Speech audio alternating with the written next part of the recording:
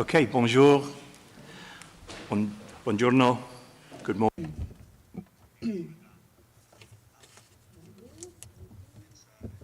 Very good to see everyone here for the last formal session of papers before the presentation, before the roundtable, the tavola rotonda this afternoon. Nous avons quatre présentations ce matin, deux en français. We have 4 presentations this morning, 2 in English and 2 in French. And we start with the 2 French presentations.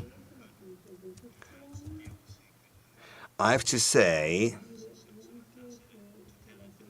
the title of this session is Trade Association and Gender Safeguarding Quality.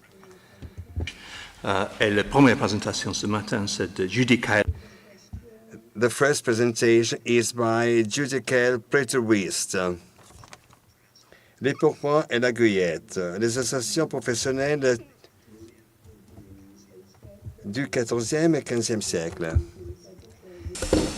Thank you, Mr. President. I will be speaking of one change in the field of clothing practice, which I observe at the end of the Middle Ages, which is quite well known by scholars of medieval clothing, and also the presence of short dresses in this fashion starting from the half of the 14th century. So this is also characterized, we see this in this image, by many elements, complementary elements. First and foremost, the pourpoint, the doublet, which is in red, the doublet of this costume, of the main character of this depiction. There's a short suit, which is in the upper part of the body, which is in line with the practice of long dresses,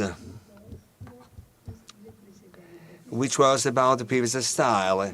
This is the previous character is not wearing the previous suit and using this life vest, which is a sort of something to, a sort of overwear. That's an overwear piece, so we can also think of possible colors, the shapes, also the ornaments. So there is an increase in the level of this suit. When we forget the long suit for the waist and the short suit in the lower part of the body, we have uncovered legs. We have to cover legs up. So, and the suit with these vest has some particularities. Also, we see very tight-fitting stockings, and the third element. So, stocks have not to cover up calves. So these stockings are just on the vest. You see these objects being small, strings, being small strings, made in leather-made strings. And you see these are very small. These are some pins cords, also made with some leather trimming, which makes it possible to fix stockings to the vest. So we have complementary elements, which are those upsetting the clothing habits and also having some economic consequences, because there's a new market which is coming along, a new market which will have some possible outlets on the very change of the clothing and making sector in order to produce these garments to a wider extent. So we have the taste of the short suit. So it's very well documented starting from the 1330, 1340. So scholars said about the spread of the new fashion, there is an example, very, very important example. There's an abstract of the Grande Iconique de France, so the great iconics of France. And this is a journalist being, upset by this non-honesty of the suit, which was quite common in the Kingdom of France. They were so short, the suit, robes, and they just covered up just the glutei, the buttocks. And when they were just leaning ahead, they were showing their underwear because, the suit was so short, just reaching, the level of the buttocks, of the glutei. As you can see also, if you scroll down, also there were socks of stockings, one made in one particular kind of canvas, other types of canvas. Canvas was the main raw material for making stockings. And this was quite brand new, which is very well known by clothing historians.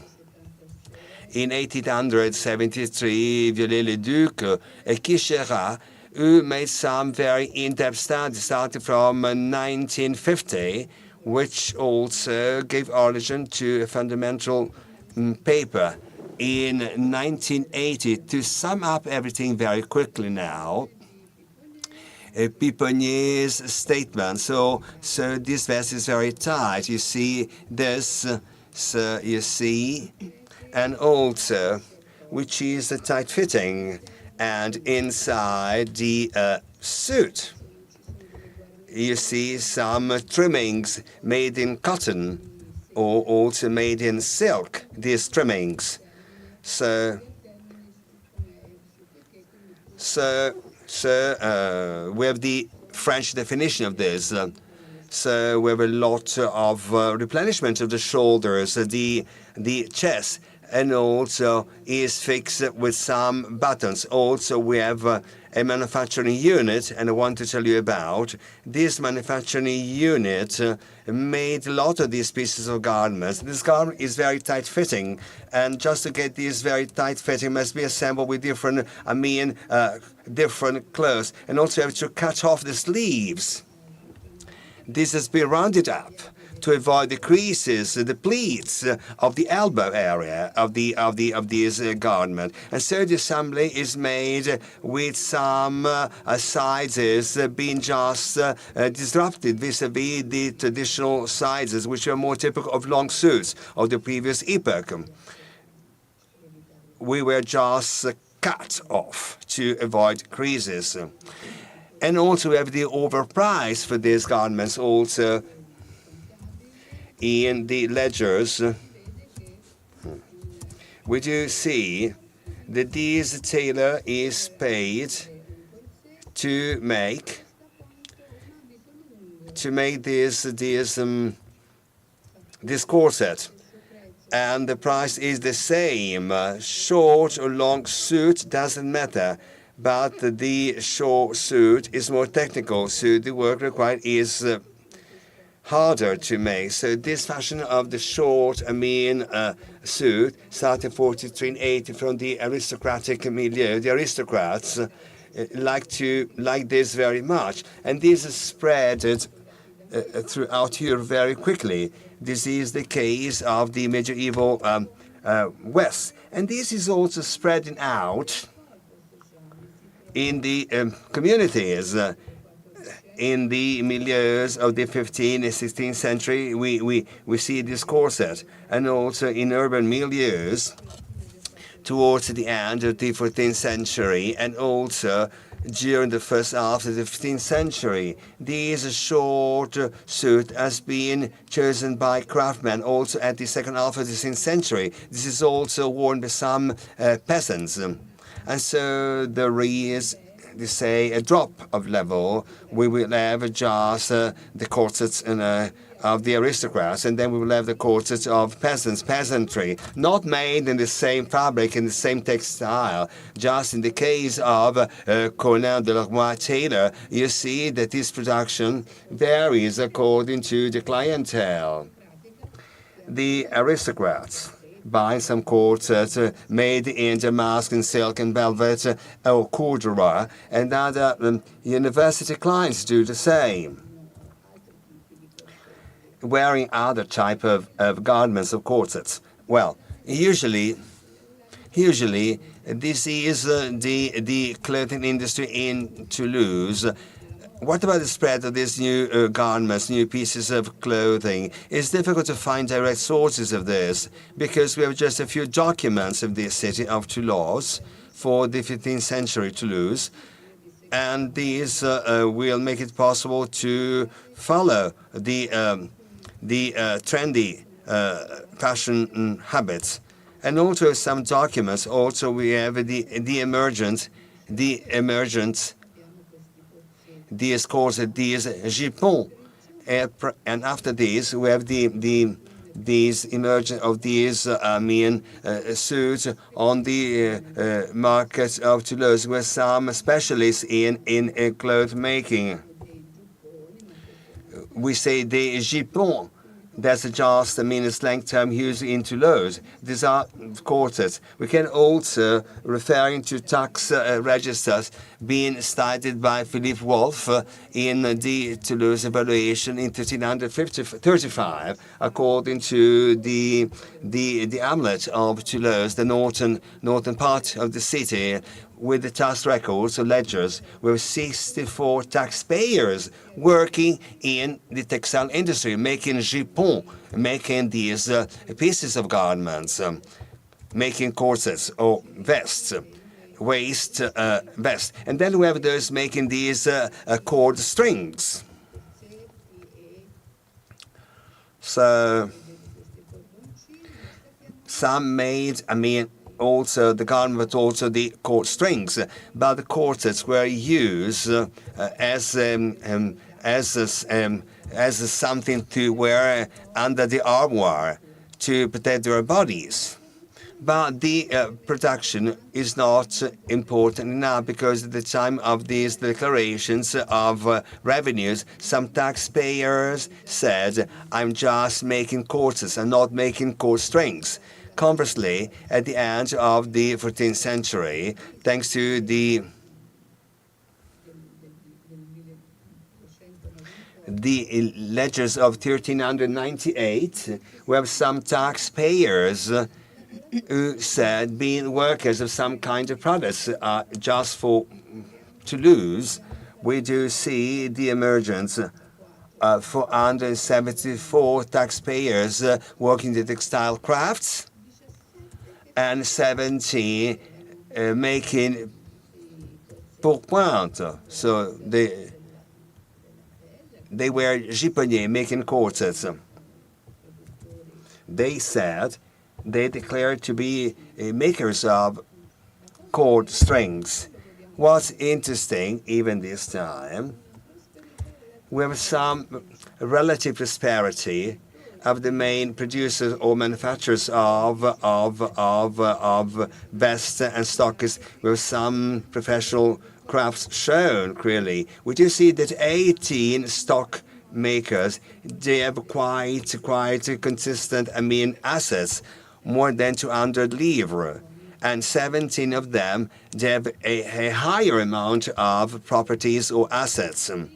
So the richest ones have a sort of assets, 112, 120 livres. So these people, making corsets, have more prosperity, are more wealthier,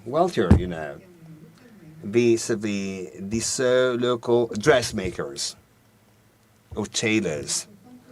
So for the existence of these professional crafts, we have some witnesses available at the 14th century, where in the register of taxpayers, you also have the list of those paying fines.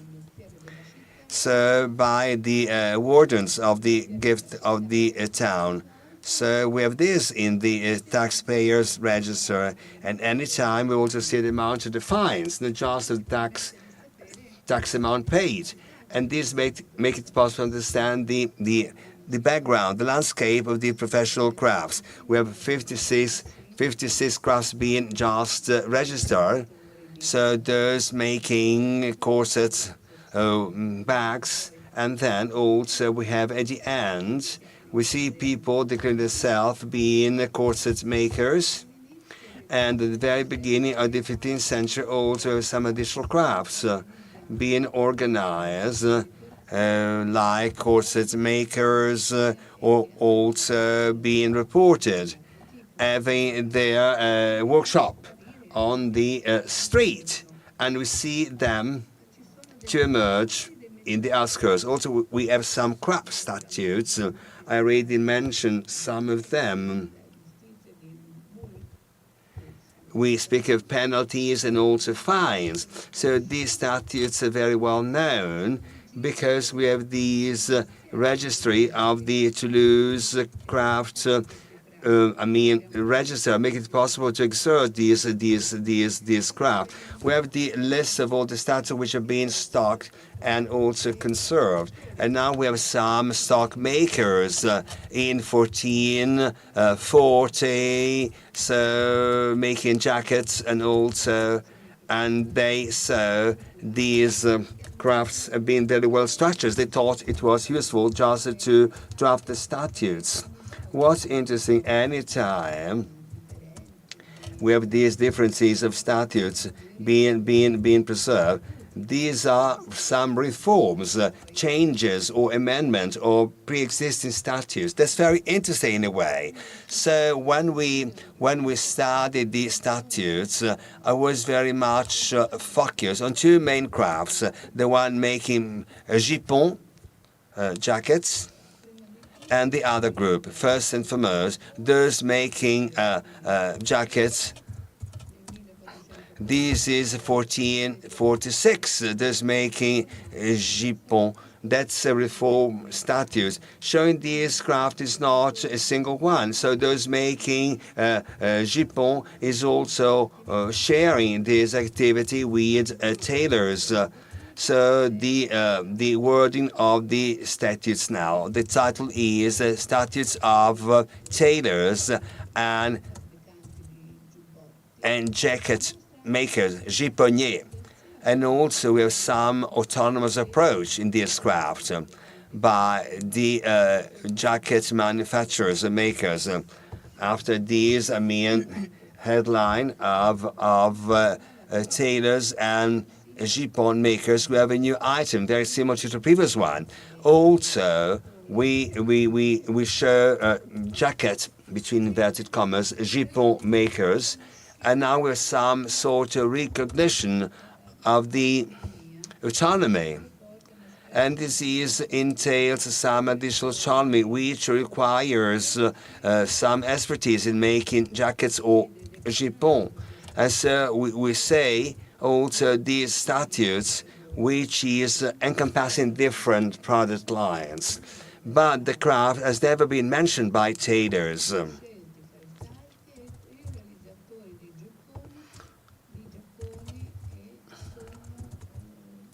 So these jupon makers and tailors also have to pay a lease. They have to pay a rent. They're not independent. And there are strong interaction between these two crafts. Those making corsets,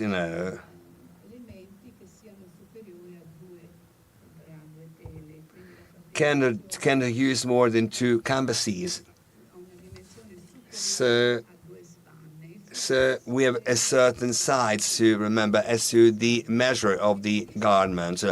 Also, we say that any master, so master tailor, can be also a corset master maker. The one who has to pay. We say also some reluctancy in the Article 14. The statute says that there is some resistance for for jupon maker. But this was reformed in 1480, and we do see, of course, some very meaningful sources to this extent, so the craft is not unitary. So the tailor and the juponier maker are just registered in the same group, but what has been reduced was the amount to pay, the amount of money to pay. And this was merely based on the study on jupon makers. It's no issue to go any further this time. It's not the case to the juponier taxes and the monopoly of tailors in 1446. So we went to not one unit of measurement, 3 units of measure. So juponier makers can work on higher sizes, or mean 1 or 2 spans. No. Parce que c'est la même logique. I switch to the issue of those making cord strings, because those make cord strings for the fiscal viewpoint. They pay some fines in 1440. You see the emergence of the statutes of those making bags and cord strings. At the end of this reform, we have some statutes of crafts. We have this craft, which was also associated with other professional figures. And so there are a great deal of debates which have been raised so far. So we have some conflicts, some disputes in this group of craftsmen. In 1440 also, there is the recognition of the interest of these cord string makers, making these cord strings, not made always in cord, but also in leather. And also, we see also the expertise of this technique, of this leather strings maker, who have to produce a certain amount of these garments, accessory. And this is showing they have the technical skills to do so. However, this craft in 1440 is very fluid. There is a certain elasticity among several crafts. It can be judged as a bag or leather string master maker. So a bag with a leather string. So maker can switch from one group to the other, because making bags and also leather strings as well. So this is fostering some conflicts, some disputes. And in status also, we consider this. We also study trials. This conflict is a crystal clear sign of the situation. And also statutes is revisited for those making the trimmings of belts. They have to train their apprentices, those making belt trimmers or garments, They have no possibility to train apprentices, interns. They have no skills to train interns or apprentices for the future making of leather strings.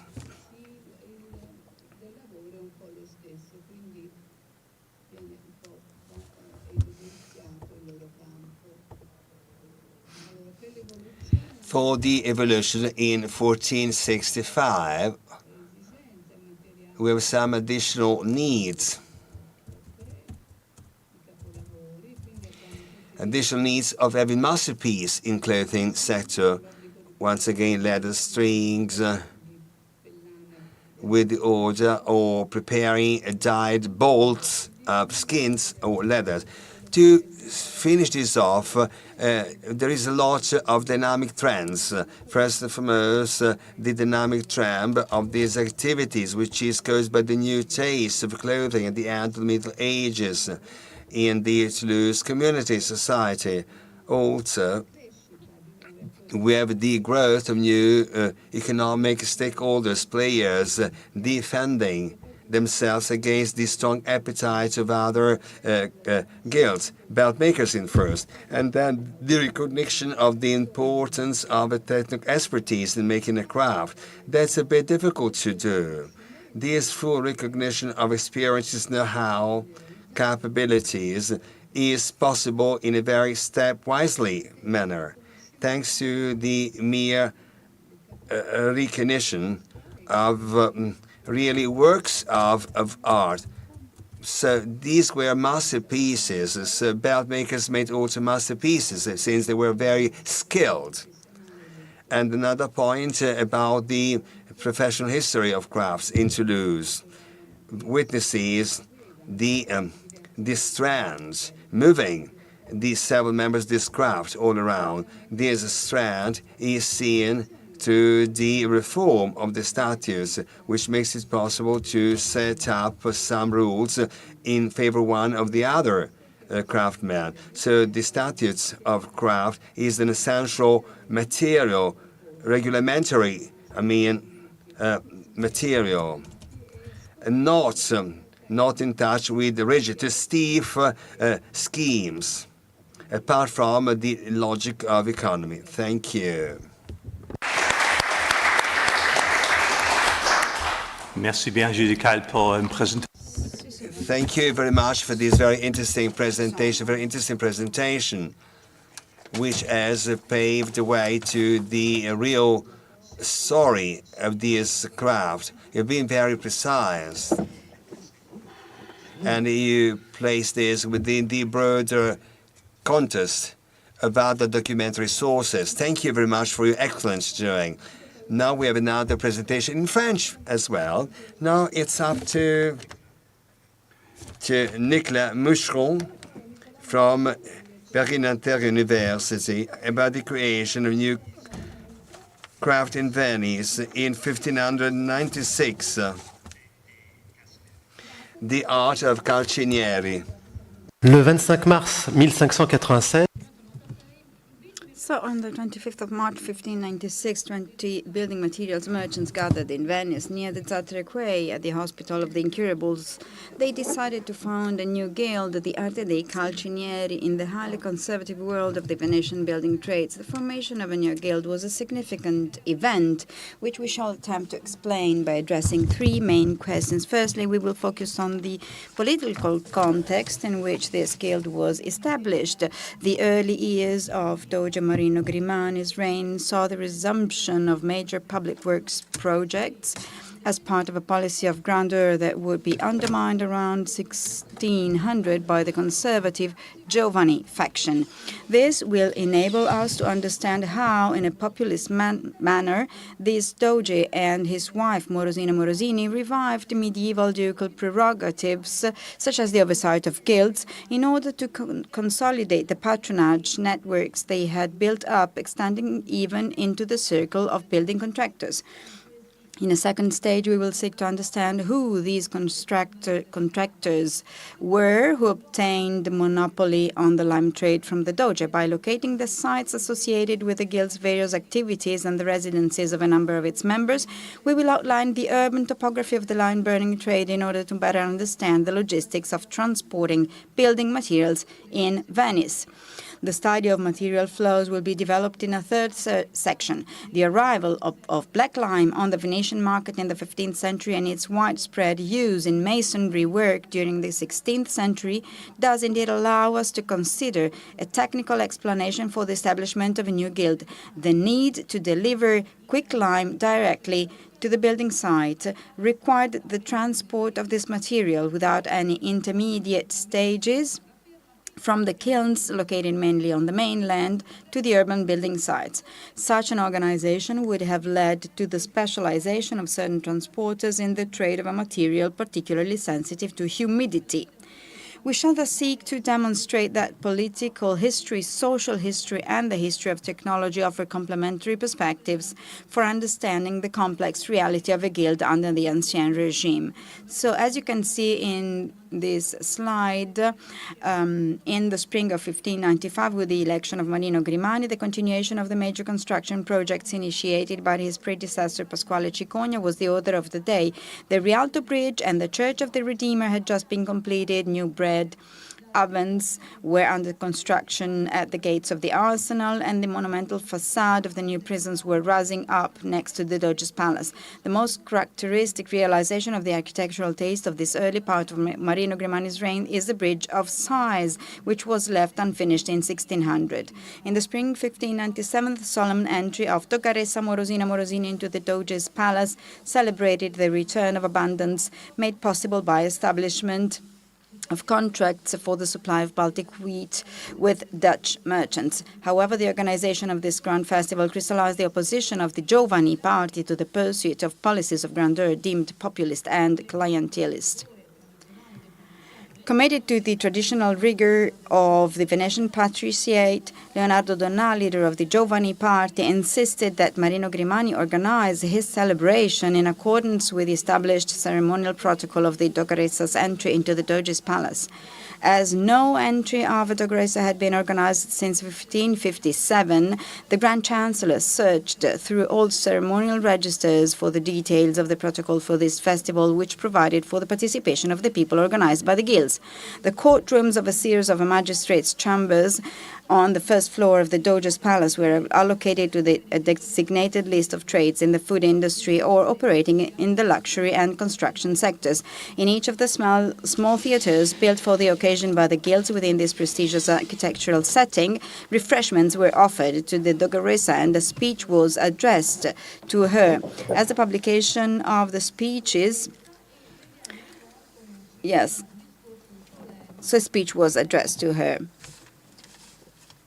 So as the publication of the speeches in print had been formally prohibited by the Council of Ten, the so-called Council of Ten, only the two official descriptions of the temporary decoration for Morosina Morosini's entrance to the Doge's palace allows today to reconstruct the content of these exchanges. As with the decorations for royal entrances in the cities of France, the allegorical themes developed allowed the governing bodies to express their grievances and articulate their aspirations. So the Pio Vega Hall, located on the first floor of the Doge's Palace, is traditionally assigned to masons, blacksmiths, carpenters, and stonemasons. It is the great hall of the 12th century communal palace, which was incorporated into the 14th century Gothic lodge, as you can see in the slide, and now serves as a meeting place for various magistracies, such as the Auditori Nuovi. The body of the late Doge is also laid out there so that the Venetian people may come to pay their last respects, whilst on the upper floor, in the halls of the Grand Council and the scrutiny, the election of his successor takes place. It is therefore a highly symbolic place, embodying the continuity of the institution of the Republic of Venice. After greeting the representatives of the various guilds, the Doggaressa pauses for a long moment in the Pio Vega Hall. Her throne is placed in the center between the four platforms erected by the building guilds. I'm not going into details about the particular elements of this room, but we know that the decoration is by Giulio del Moro, probably, which planned the whole decoration of the room. So these are decorations in wood and other materials to use this kind of figures realized, as you can see in the image, which we can find in the Ducal Palace in the same period. In the Pio Vega room,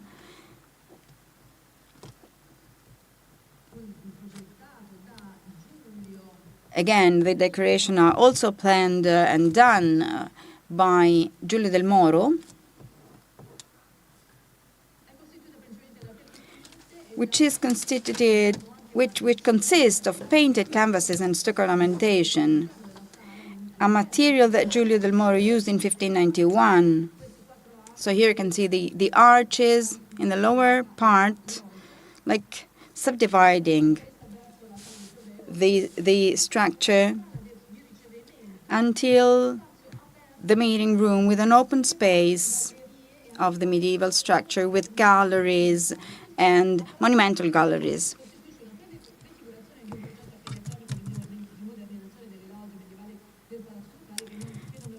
So these are parts of the Ducal Palace which will never be finished. On several arches, we see the passage from poverty to richness. So we can see several orders of Corinthian art. So the shared aim of the building guilds funding this decoration and the nobility of the Vecchi faction was to ensure the city's prosperity through the pursuit of policies of grandeur. The precious carpets, tapestries, and painted canvases displayed inside the gallery serve as a tangible illustration of this prosperity. Both the building guilds and the painters encourage the Dogaresso to follow the path they have laid out. The injunction "proceed" is placed at the gallery's exit. The day after her entry into the Doge's Palace, Morosina Morosini and Marino Grimani attended water jousts organized in St. Mark's Basin, watching from the gallery, fitted out by the building guilds, which served as a viewing stand. The stucco element of this decor were created using white lime of the very highest quality, the so-called calcina bianca, the cuogoli. According to the accounts, this was an extremely costly material. Its trade, previously controlled by the Sabonieri Guild, had passed in 1596 into the hands of a new guild, the calcineri, exactly. Now, let's see who the key figures were behind this reform, whereby looking at the few individuals who played an active role in the major construction projects at the start of Marino Grimani's reign. So, having a look at this graph, we can see that calcineri were already an identified group whose numbers are known thanks to the conscription registers on board the galleys kept the Milizia da Mar. So in red, you see the effective numbers of the belonging to the guild. So already in 1595, we will have 45 members and 39 on board the galleys. So they were registered by the Milizia da Mar. So at the same time, only 12 Sabonieri were registered. In the 4 censuses carried out during the 17th century, the number of calcineri stabilized between 25 and 36, while that of the Sabonieri settled between 17 and 33, as you can see in the graph on the left. These statistics, compiled by Richard Tilden Rapp, are based on the contingents of rowers paid by each guild, around 10 by the Calcineri and only 2 by the Sabonieri between 1595 and 1612, then 4 between 1638 and 1690 during the Cambio Wars. These contingents depended on the number of members registered with the guild, weighed by the group's economic capacity. The poorer guilds were less heavily called upon than the wealthier ones due to the particular form of direct taxation and conscription represented. These figures show that following a period of enthusiasm during the reign of Marino Grimani, the numbers of the two groups evened out over the course of the 17th century. Social distinction persisted, however, with the wealthier calcineri having to maintain 4 to 5 times as many rowers as the Sabioneri. The censuses requested by the Provveditori alla Sanità from parish priests made it possible to identify the main parishes in which the members of these two guilds resided. Several surveys were carried out during the 17th century, following the last two major plague epidemics to strike Venice in 1577 and 1631. A systematic analysis of these sources identifies two distinct districts of the city where the homes of the materials transporters were concentrated: the sestieri of Castello and Dorsoduro, which overlooked two distinct areas of the port of Venice. The Sabioneri lived indiscriminately in both districts, whilst the Calcineri were found exclusively in Dorsoduro. The establishment of this new guild, formalized in 1597 by Patriarch of Venice's San Vio, in the Church of San Vio, reflects a specialization of activities within the port of Venice. The Sabioneri, who loaded ballast on ships with high sides, were spread throughout the city, but retained their historic headquarters on the outskirts of the arsenal in the Church of San Giovanni in Bragora. The Calcineri, on the other hand, gathered in the inner harbor of Venice, formed by the Giudecca Canal, their professional activity bringing them into contact mainly with the mainland.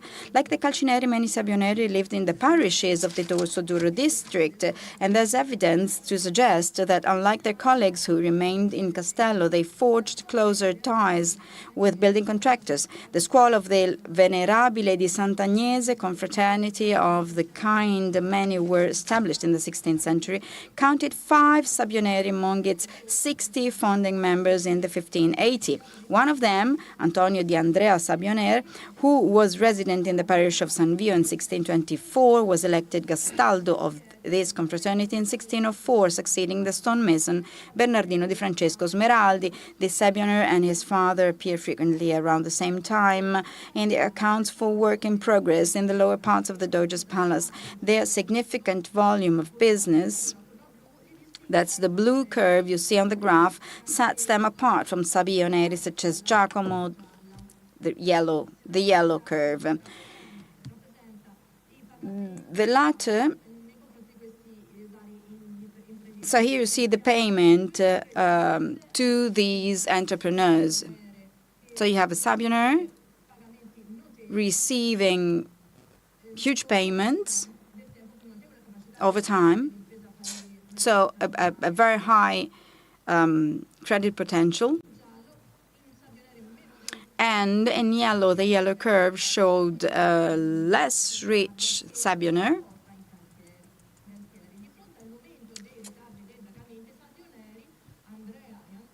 So the cumulative payments received by Antonio and Andrea, however, amount to several dozen ducats, which attests to the family business' remarkable creditworthiness. The material are in fact delivered gradually to the building site and paid for by the site cashier several months later. So Antonio and Andrea are the 4 creditors of the Doge's Palace construction project, who are wealthier than their colleagues Giacomo, Domenico, or Francesco.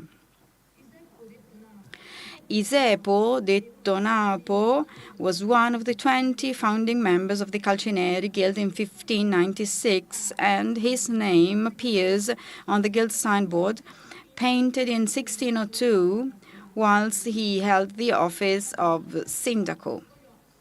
In 1617, he proudly declared to the Savi that he owned a small house in the parish of Anzolo Raffaele. So that's a quite particular case that an entrepreneur becomes owner of a house in the town center. So this shows the competition starting from 1612 between Francesco and this newcomer. And you can see that the amount goes over that of Francesco Sabioner.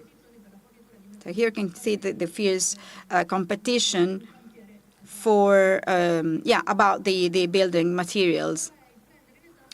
So I would like to analyze a further element separating 2 categories and 2 building techniques.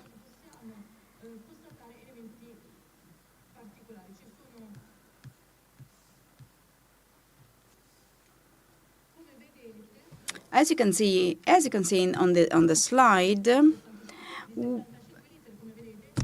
we can see the capacity of 75 liters. So the price of lime varies considerably as pulverized lime nodules rehydrate quickly after being fired. So a 75-liter bucket, known as a mastello, is used for transport and as a unit of measurement, whilst the price of sand depends on the burkio used by the Sabioneri as a unit of measurement. Partially hydraulic black lime is paid for at the Doge's Palace building site at the building site at between 12 and 20 sous per mastello, whilst white lime costs between 25 and 30 sous per mastello.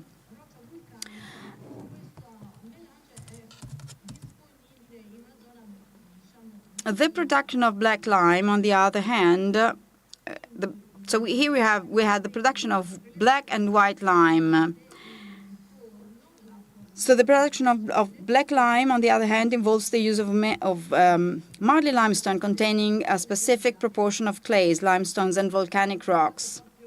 This mixture is found exclusively in the Euganean Hills, a group of volcanic plutons that have intruded the Po alluvial plain near Padua and during their geological formation have partially fired the surrounding clays.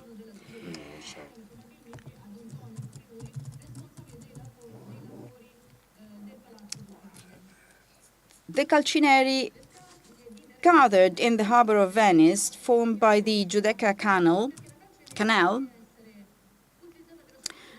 and here black lime was also procured in 1609 through Vincenzo Dominici from a kiln on the Giudecca, likely the brick kiln belonging to the patrician Antonio Piruli, who was responsible for works at the Doge's Palace in his capacity as provider. During 16th century, it was prohibited to stock lime in these basins.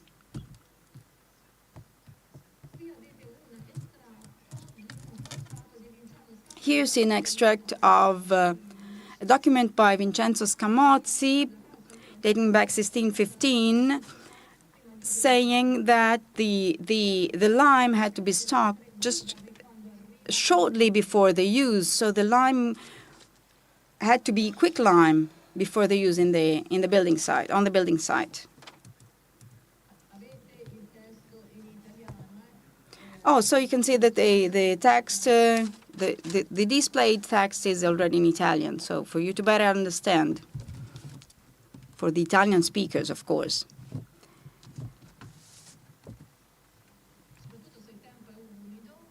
So as we have said, lime is sensible to humidity, and it becomes, it is not possible to use it if it gets into contact with humidity, with the humid air. So here it is described how to handle lime.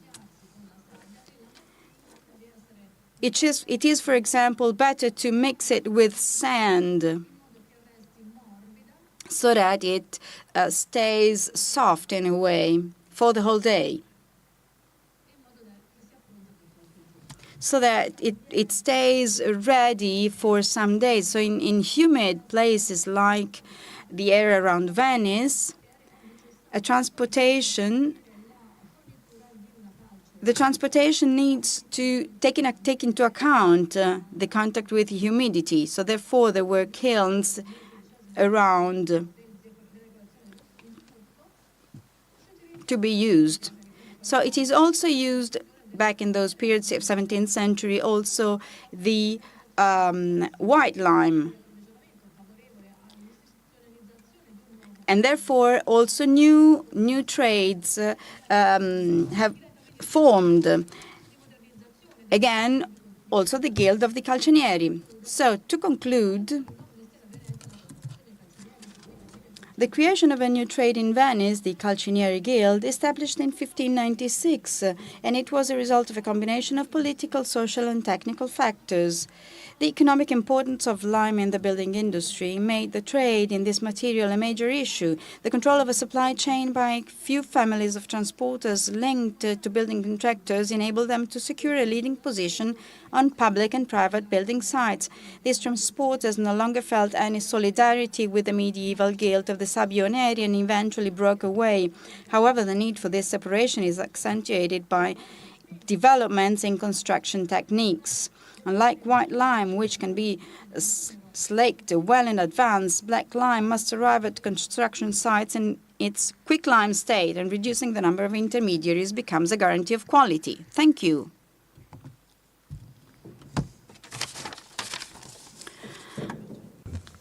Thank you very much, Nicolas, for this very rich presentation. Very interesting. Between the construction site, limestones, and general presentation of prosperity. Thank you a great deal now. So, okay.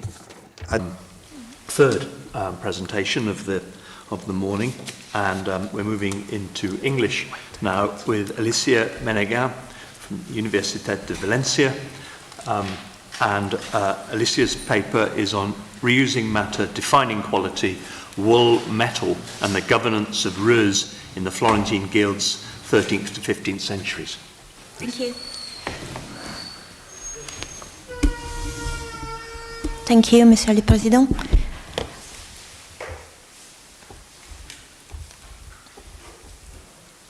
This paper stems from my Marie Curie project, which I'm currently pursuing at the University of Valencia. While today the paper I'll be engaging with examines the relationship between material reuse and the definition of product quality in late medieval urban economies, focusing on Florence between the 13th and 15th centuries.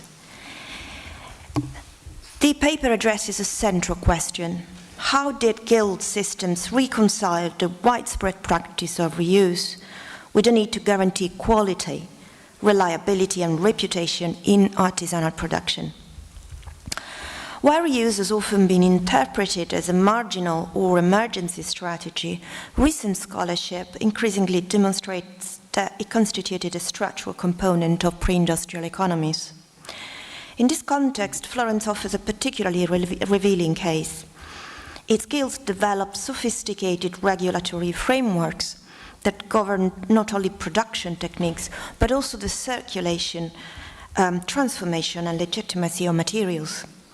These frameworks must be understood not as rigid constraints, but as adaptive systems capable of integrating economic necessity with normative expectations. This paper focuses on two key material categories, wood and metals. These are not chosen arbitrarily.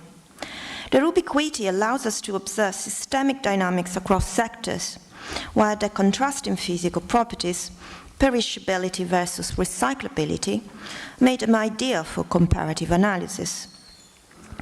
Wood lends itself to progressive reuse, but resists regeneration. Metals, by contrast, can be remelted and reformed, enabling continuous transformation. This distinction produces two different models of reuse and, as I will argue, two different regimes of quality control. Moreover, these regimes reflected not only material constraints, but also distinct epistemologies of craft knowledge, in which evaluation, verification, and trust assume different configurations. The central argument is that reuse was not inherently incompatible with quality. Rather, legitimacy depended on how it was integrated into systems of governance, traceability, and technical control.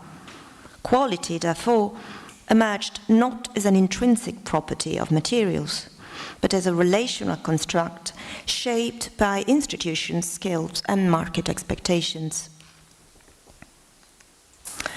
Historiographically, guilds have long been interpreted as institutions designed to guarantee quality and protect consumers. More recent approaches have complicated this view, suggesting that quality also functioned as a mechanism of economic control and social closure.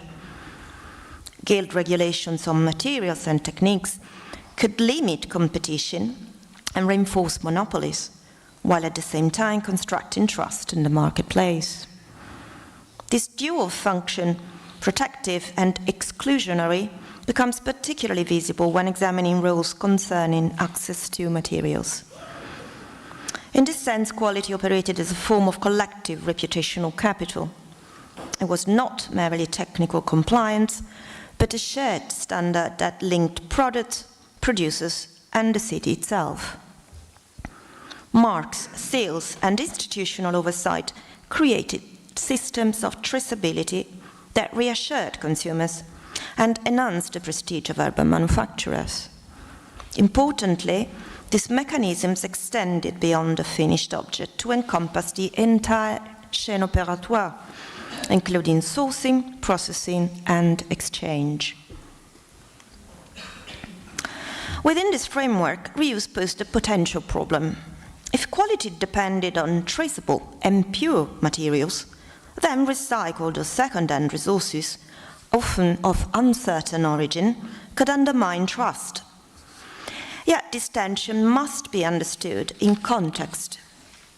In resource-constrained economies, reuse was not exceptional, but necessary. Objects circulated through multiple life cycles, and materials were continuously recovered and transformed. The persistence of such practices suggests that the perceived risks of reuse were not sufficient to justify their exclusion. The key issue, therefore, was not reuse per se, but its regulation. Different materials, sectors, and practices generated different thresholds of acceptability. In some cases, such as paper making from rags, reuse was fully integrated and did not compromise quality. In others, it required careful control or was restricted altogether. What emerges is a spectrum of regulatory responses calibrated to the degree of uncertainty associated with each material and process. This variability becomes particularly clear when comparing wood and metal. In the case of wood, the Florentine Guild statutes reveal a regulatory system focused primarily on controlling the supply of raw materials. The Arte dei Legnaioli did not develop elaborate technical standards for processing wood. Instead, it concentrated on the provenance and legitimacy of timber. This emphasis reflected the recognition that the quality of wood was largely determined prior to its entry into the workshop, though through factors such as species, age, seasoning, and prior use. Statutes from the early 14th century prohibited guild members from purchasing timber outside regulated urban circuits, particularly from intermediaries operating in extra-urban areas. These restrictions were not merely economic. They functioned as indirect mechanisms of quality control. Timber acquired outside the city was considered unverifiable. Its origin, condition, and prior use were unknown. In the absence of reliable information, such materials introduced an acceptable level of uncertainty into production. Even more revealing is the explicit prohibition on purchasing lignamen vetus, used timber, especially from demolished buildings. This prohibition was justified in both moral and technical terms. Used wood was described as dishonorable, but also as structurally unreliable. It might have been weakened by stress, decay, or prior workmanship, making it unsuitable for construction. The moral language here should not be dismissed as rhetorical excess, rather a sign of the integration of technical judgment within a broader ethical framework that linked material integrity to artisanal honor. Here, quality was clearly linked to predictability. Wood as a material is sensitive to environmental factors and mechanical stress. Once compromised, its properties cannot be restored. Reuse therefore introduced uncertainty, which translated into risk, particularly in construction, where failure could have severe consequences. The statutes thus reveal a precautionary logic, in which the avoidance of unverifiable materials serves to protect both consumers and the collective reputation of the guild. However, the statutes did not entirely exclude reuse. They allowed for the purchase of timber, including potentially used wood, through controlled channels, such as the Camerlengo dell'Arte, or with the approval of guild councils. In these cases, the transaction was subject to institutional mediation and accompanied by a fee, effectively functioning as a form of certification. This mechanism transformed a potentially problematic material into an acceptable one by embedding it within a framework of accountability. This distinction was crucial. The problem was not reuse itself, but uncontrolled reuse.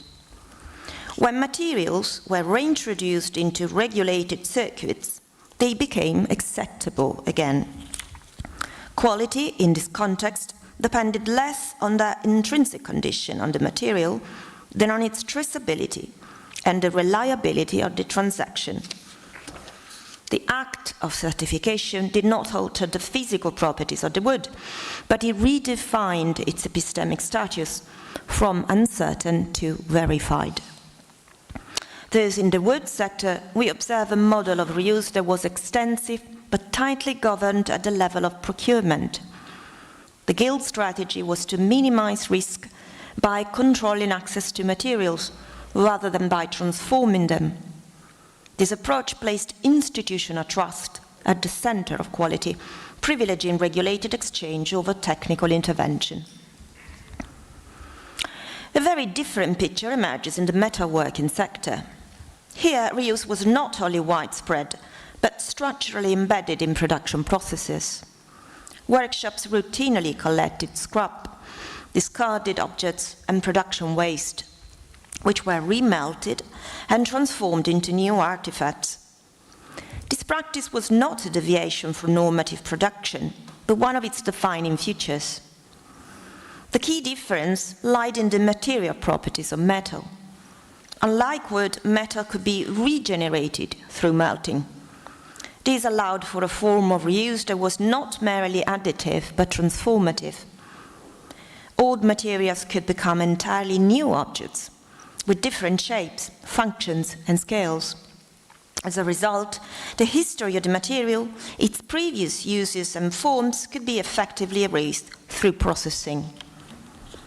Guild regulations reflected this reality. The statutes of metalworking trades, such as blacksmiths, armorers, tinsmiths, did not prohibit reuse. Instead, they regulated the conditions under which it could occur. The central concern was not the origin of the material, but the integrity of the process and the quality of the final product. This shift from provenance in the case of wood to process marked a fundamental difference in the governance of quality. What was explicitly forbidden was falsitas, fraudulent practices such as adulterating alloys or passing off old objects as new. For tools subject to heavy stress, the statutes prescribe precise proportions of steel, ensuring mechanical resistance and durability. These rules demonstrate a sophisticated understanding of material properties and their relationship to function. They also indicate that quality control could be standardized through measurable parameters, rather than relying solely on the reputation of suppliers. In this context, quality was defined functionally. A good object was one that performed reliably, regardless of whether it was made from new or used material. What mattered was the correct composition of the alloy and the skill with which it was worked. The possibility of remelting effectively neutralized concerns about prior use, shifting attention to the present act of production. At the same time, the statutes emphasized the importance of reputation. Craftsmen were expected to adhere not only to technical standards, but also to ethical norms, selling reused objects as new or associating with disreputable intermediaries was seen as damaging to the honor of the guild. Thus, even in a context where material transformations was central, transparency remained a key component of quality. Hence, we understand that the boundary between production and repair was often blurred. Workshops engaged in maintenance, adaptation, and reforging, responding to market demand and resource availability. In this environment, the expertise of the craftsman became the key factor. Skilled artisans could transform scrap into high-quality goods, while unskilled work could compromise even new materials. This places technical knowledge at the core of quality assurance, elevating craftsmanship as both a practical and epistemic authority. Thus, in the metal sector, we observe an intensive model of reuse based on transformation and governed by technical and reputational criteria rather than by restrictions on provenance, as was the case of wood. The comparison between wood and metal highlights two distinct but complementary approaches to reuse in late medieval Florence. These approaches were not mutually exclusive, but rather reflected different strategies for managing uncertainty and risk in relation to material properties. In the case of wood, reuse was constrained by the material's vulnerability and irreversibility. Quality was ensured through control of provenance, institutional mediation, and trust in sellers. The guild's role was primarily but to regulate access to materials and prevent the introduction of uncertain elements into the production chain. This model privileged stability and predictability, even at the cost of limiting flexibility. In the case of metals, reuse was enabled by the material's recyclability. Quality was ensured through technical standards, control of processes, and the expertise of craftsmen. The guild's role was to regulate transformation rather than access, ensuring that remelting and reforging produced reliable results. This model embraced flexibility, relying on technical intervention to manage variability. These two models correspond to what we may call in modern terms extensive and intensive forms of circular economy. The first relied on the redistribution and controlled reuse of materials. The second on their transformation and regeneration. Importantly, both models demonstrate that circularity was not a single practice, but a set of differentiated strategies shaped by material, institutional, and epistemic conditions. In both cases, however, quality was not opposed to reuse. Instead, it defined the conditions under which reuse became acceptable. Guilds did not eliminate reuse. They integrated into systems of governance that balanced efficiency, safety, and reputation. What emerges from this analysis is a fundamentally relational concept of quality. It was not an inherent property of materials or objects, nor was it simply a matter of technical specification. Rather, it was produced through the interaction of multiple factors. Material properties, which determine the possibilities and limits of reuse. Technical knowledge, which enabled transformation and ensured functionality. Institutional regulation, which defined norms, control practices, and enforced compliance. Reputational mechanisms, which generated trust and shaped market perception. Guilds functioned as systems of governance that coordinated these elements. Through statutes, inspections, and sanctions, they created frameworks within which reuse could be practiced without undermining quality. Crucially, these frameworks were not static. They evolved in response to changing economic conditions, technical developments, and social expectations. At the same time, quality control served broader social and economic purposes.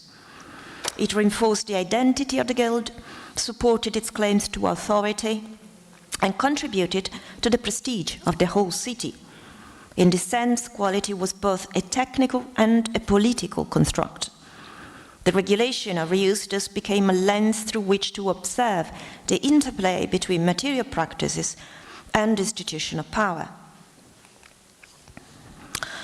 The case of late medieval Florence demonstrates that reuse and recycling were not marginal or inferior practices, but integral components of a sophisticated urban economy. Far from being incompatible with quality, they were embedded within systems of regulation that ensured their legitimacy and effectiveness. The comparison between wood and metal reveals differentiated strategies shaped by material constraints and technical possibilities. In both cases, guilds played a central role in mediating between economic necessity and normative ideals, integrating reuse into controlled and reputationally validated processes. This perspective invites us to reconsider common assumptions about pre-industrial economies. Rather than being linear and wasteful, they were characterized by complex forms of resource management that anticipated key principles of what we now call the circular economy.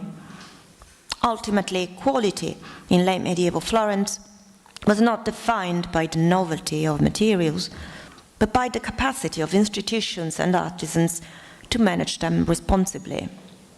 It was a dynamic achievement, continuously negotiated at the intersection of materials, skills, and governance. Thank you.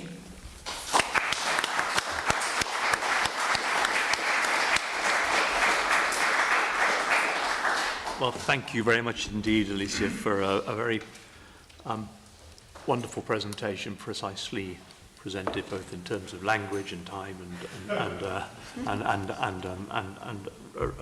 very enjoyable. Thank you. I thought that the intersection, as you set out at the end, between materiality and politics and society is one that I'm sure resonates in lots of different ways and will certainly reflect the work that we've just heard as well from others. So thank you very much indeed for setting that out.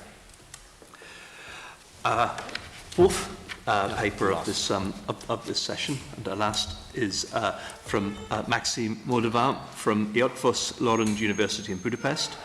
And Maxim will be talking on tracing the cloth quality in the archaeological sources. Thank you very much. Dear ladies and gentlemen, first of all, I would like to express my gratitude to the organizers for accepting my paper. As far as I can see, mine is the only one such paper here that builds predominantly on archaeological sources, and which is not surprising and understandable that such contributions are relatively rare at the conferences, these conferences, because most archaeological finds cannot be directly connected to or used for economic history, especially for the history of the guilds. So I hope my paper will open up slightly different kind of source material and show that it can in fact speak to the questions we've been discussing for the last several days.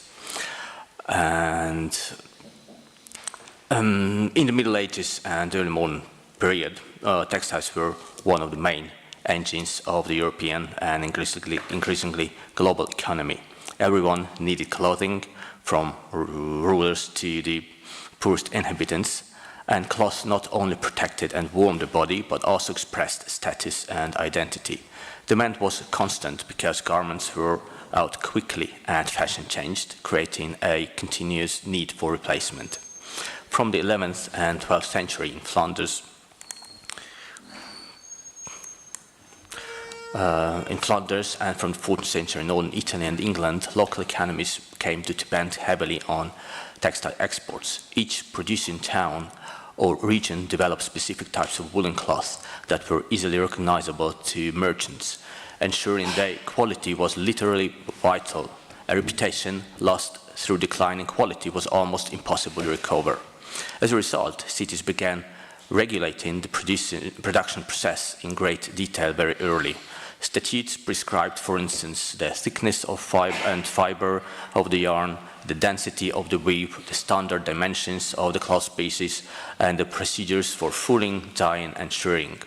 These detailed rules were drawn up and enforced not only by urban governments, but also by organized trade bodies, guilds, and guild-like associations of weavers, fullers, and cloth finishers, which controlled access to the trade and disciplined members who failed to meet accepted standards. Quality was supervised by officials appointed by the town council, who inspected the finished cloth in dedicated places, the cloth halls, that often still dominate the skylines of many former textile towns. Certain products became so closely linked to their place of origin that the names of towns were used as generic names for types of fabric, at least in Hungary, with brand names derived from centers such as Tournai, Arras, London, and St. Gallen.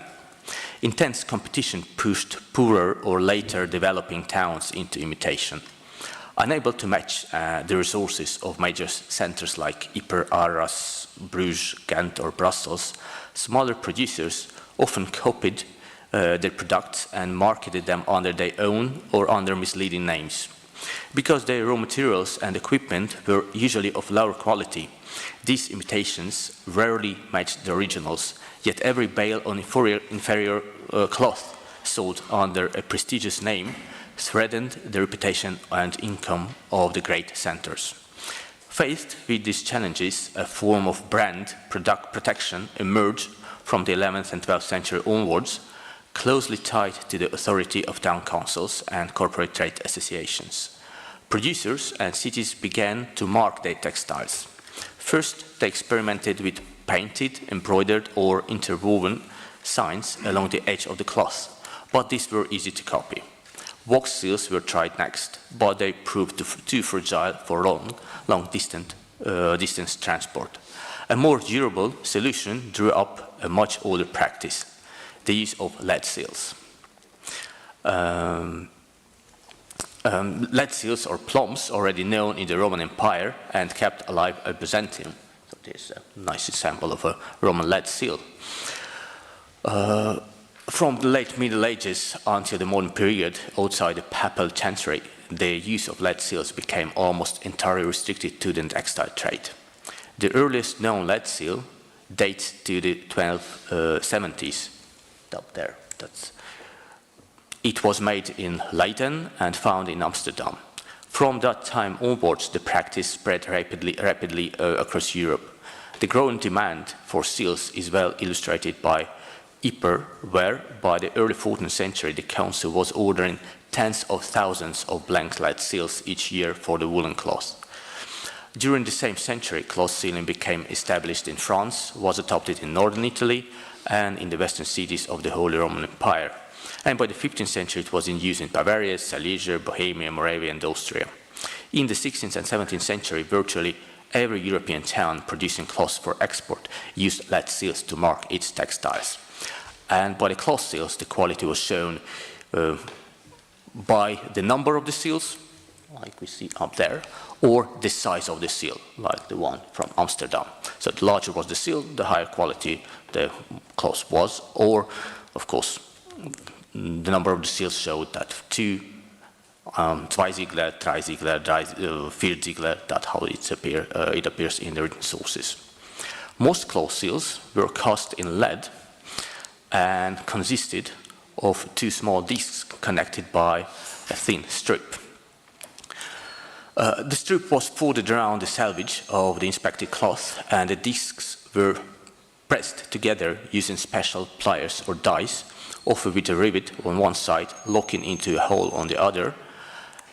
And here we see the process. In this way, the seal could not be removed without being damaged or damaging the fabric. The usual position was near one corner of the cloth. Here we see. So that when the piece was folded, the sealed corner remained visible. This allowed each buyer down to the last L sold at market to verify the origin and, by implication, the quality of the cloth. The seal thus functioned as a material expression of corporate quality control.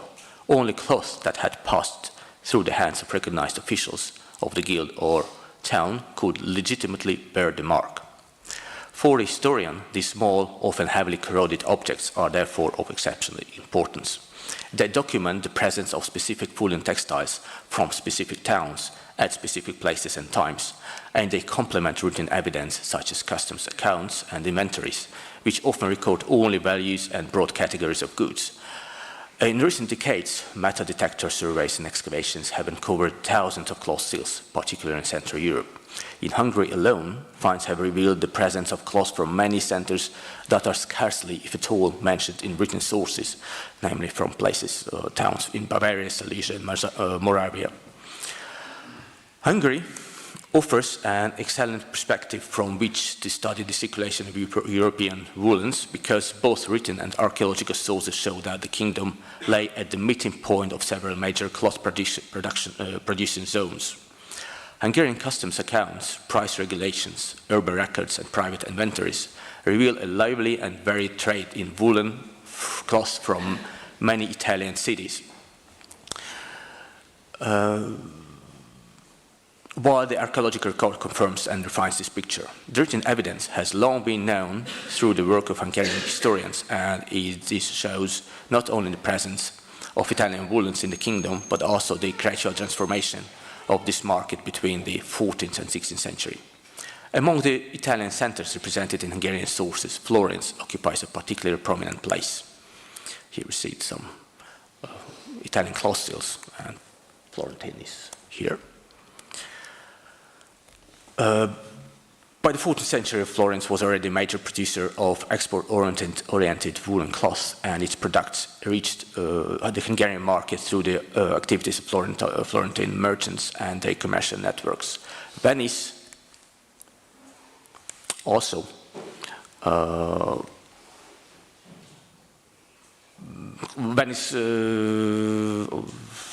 Venice also played a central role from the outset of this trade, both as a producer of woolens and as a major redistribution hub. Venetian cloth appears regularly in the 14th century Hungarian customs and tariff records, alongside products from Milan, Lucca, Genoa, Bologna, and Verona. Verona is up there. Around 1400, Venetian cloth still held a strong position on the Hungarian market, but this was severely weakened under King Sigismund due to political conflict, warfare, and trade blockades. In this context, other Italian producers, especially in Florence and Verona, consolidated their presence. From the 15th century, their woolens are among the most frequently mentioned high-quality imported fabrics in Hungarian sources. At the same time, competition from English and South German cloth, and later also from Silesian products, steadily reshaped the hierarchy of imports, forcing Italian producers to defend or reconquer their markets in Central Europe. Within this shifting landscape, Venice did not disappear entirely from Hungary, so much as re-enter under different labels. From the later 15th and early 16th century, Hungarian custom tariffs and accounts books increasingly refer to Veronese and especially Bergamasque woolens, which modern scholarship associates with production zones under Venetian political influence or commercial control. A particularly important medium-quality cloth in this context is the so-called purgamal, also recorded in Hungarian carved sources under variants such as purkamer and perkamer, and you see so many different versions of the same product, whose names point to Bergamo and its surrounding valleys. Written references alone, however, do not reveal how these woolens were marked, controlled, or perceived in practice. This is precisely where cloth seals become crucial. They allow us to move beyond generic labels in customs and account books, and to identify the actual towns and production areas whose woolen cloth reached Hungarian consumers. For that reason, the Bergamo and Purgamal case provides an ideal starting point for examining how Italian cloth quality was signaled and recognized on the Hungarian market. Hungarian sources indicate that Bergamasque cloth circulated widely in the first half of the 16th century, often described as medium-quality goods suitable for urban consumers and members of the lesser nobility. Customs registers, price lists, and private inventories from towns such as Brașov, today in Transylvania, Romania, Sopron, and other royal-free cities, record the purchase of perkamer or purgamal in a variety of colors, black, yellow, green, or blue, and for a range of uses, from outer garments to more modest tunics. In some cases, these references occur alongside mentions of Venise cloth, underlining the complementary roles of these two lumber centers in supplying the Hungarian market with Italian woolens of different qualities and price levels. So far, research on Bergamo's textiles industry has mainly focused on the institutional framework and regional economic role within Lombardy and the Venetian mainland.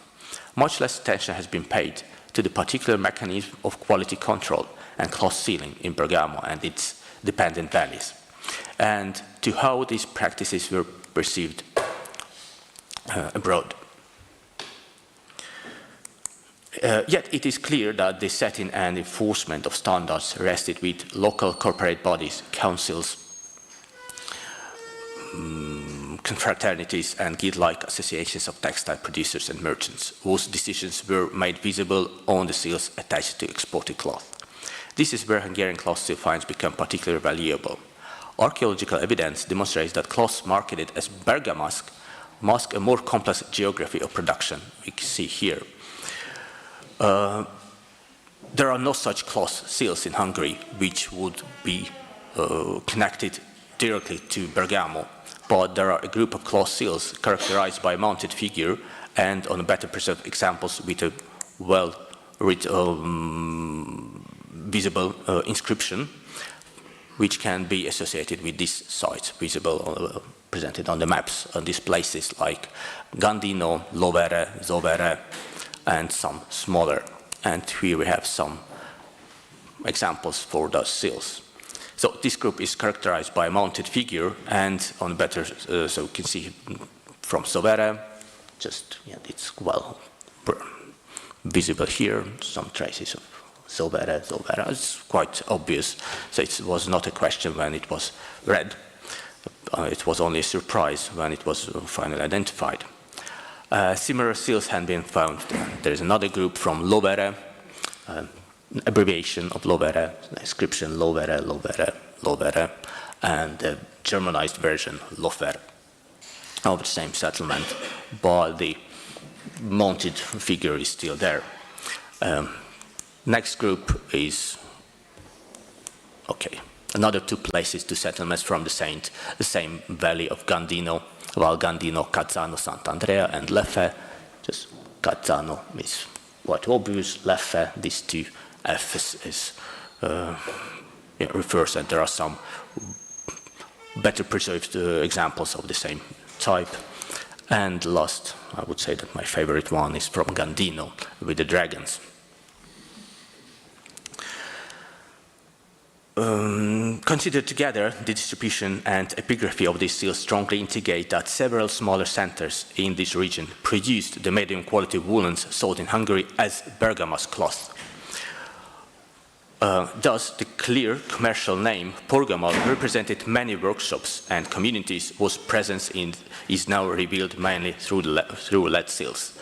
So I must underline once again. So in the written sources we have bergamask cloth, but in the archaeological sources we have everything else, but not bergamask. So Bergamo is not mentioned on the seals, only the settlements around Bergamo, the smaller towns in the Val Gandino, mainly Val Gandino. By combining these archaeological finds with this scattered Hungarian documentary evidence for these bergamask cloth types, it becomes possible to reconstruct with much greater precision how bergamask cloths reached different social groups within the kingdom, how its quality was signaled through sealing, and how it fitted into the competitive field dominated by Florentine, South German, and later Silesian producers. The Bergamo case thus offers a specific example of how a regional industry under Venetian influence adapted to external demand, projected its brand into a distant market, and left a double trace in both archival and archaeological sources. Alongside these examples of genuine Italian cloths reaching Hungary with their original seals, The archaeological record also reveals a more ambiguous phenomenon, the deliberate imitation of prestigious foreign brands. Two cases may be highlighted. The first has already been published and discussed in several studies, albeit mostly in Hungarian. It concerns counterfeit of English-style cloth, seals that imitate Elizabethan lead seals datable to the 1560s. So these are the authentic seals we can see here, and just you can compare yourself. I think it needs no comments. These were attached to cloths issued predominantly as part of garrison pay, supplementing cash wages. Yet the textiles themselves were not English at all, but produced in the Ottoman Empire, where locally woven fabrics were made to resemble English broadcloths so closely in appearance and labeling that they could trade on their reputation, even when their material reality did not fully match. So most of these seals, this is the distributions of the English cloth seals in the 16th century Hungary and Ottoman empires. So most of them were found in the border castles between the Ottoman Empire and the Habsburg Empire. And this is a strange pattern. There are no castles at all in this part, and there are small villages, and it was quite hard to explain how they got enough financial or proper financial background to acquire English cloths in such quite a large number or amount, and when it appeared that most of these seals are forged or counterfeited. So actually they produced the cloths here, and this part was owned or organized by the Pasha of Buda. So it was actually his business. And then everything was contrabanded to the royal territory and sold to the Christian soldiers, or not sold, given as a wage. Among these 16th century finds from the southern and eastern regions of the former kingdom, there is at least one cloth seal which at first sight appears to be of German origin. More specifically,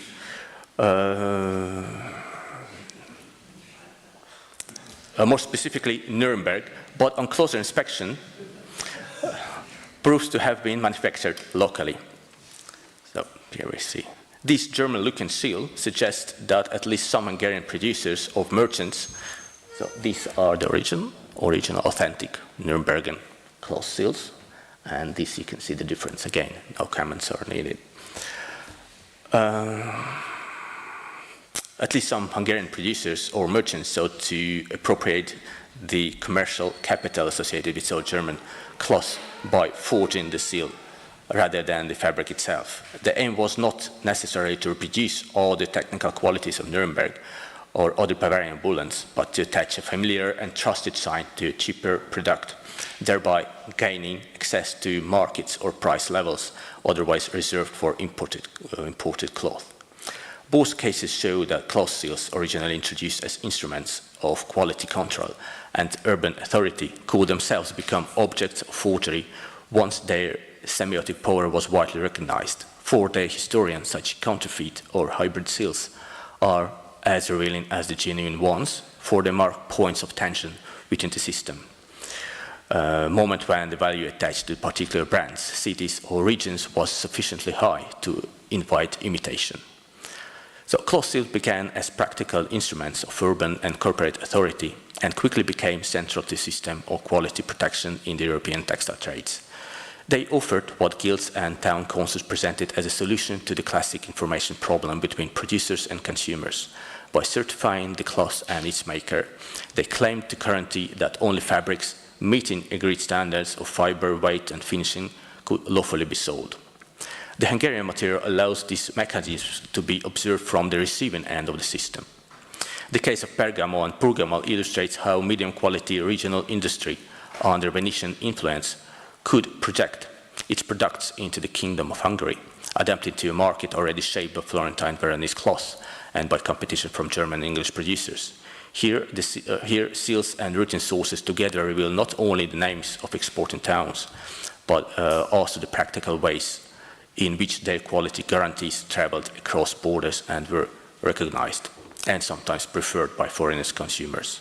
The forged German seal and the documented imitation of English cloth, however, point to the limits of corporate quality policies. Precisely because seals and brand names carried weight, they became targets for counterfeiters who sought to appropriate the reputation of prestigious guilds and towns without submitting to their legal regulation. Thank you very much.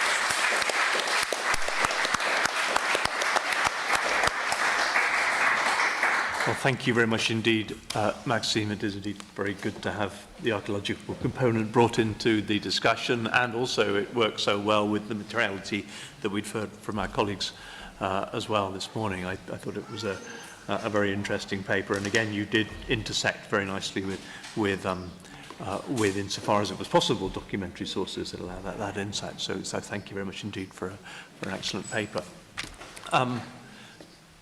Philippe, nous avons 30 minutes pour quelle langue pour la pause? 20 minutes. 20 minutes, OK. Stakhanovite. Nous avons maintenant 20 minutes pour une petite pause. Si vous pouvez poser les questions, écrire ici, s'il vous plaît. Thank you very much. 20 minutes for a brief pause, and do add your names to the list at the front for questions. Perfect. Thank you very much, everyone. That was really good. Thanks very much. Cheers.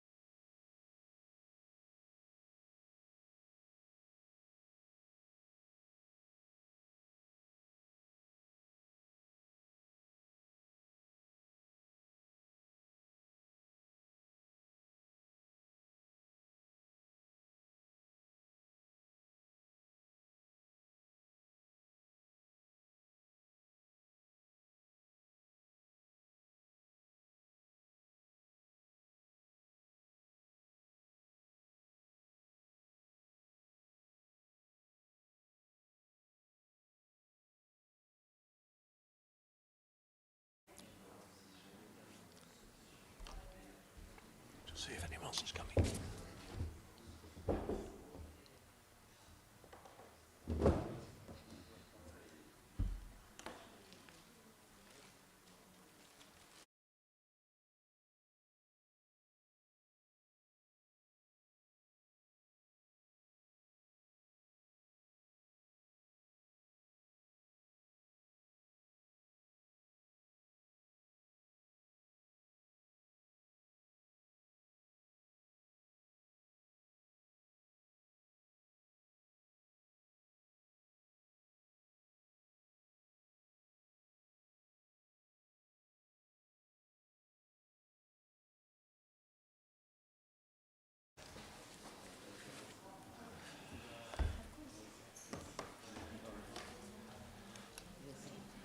Donc, buongiorno.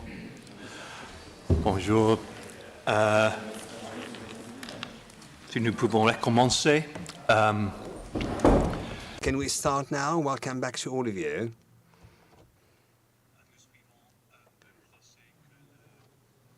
That's the way we're taking.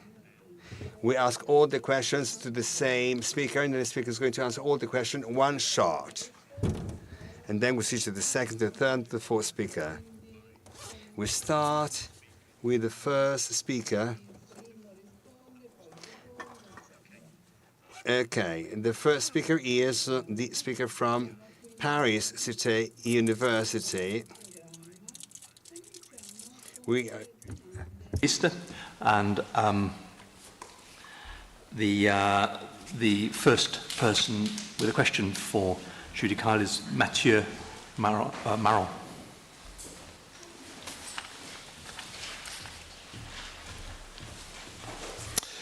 Merci à toutes ces... Thank you for this presentation. My question is for Judicaël. Maybe the other colleagues who spoke of the emergence process will find some answers as well. So the emergence process of new crafts from masters.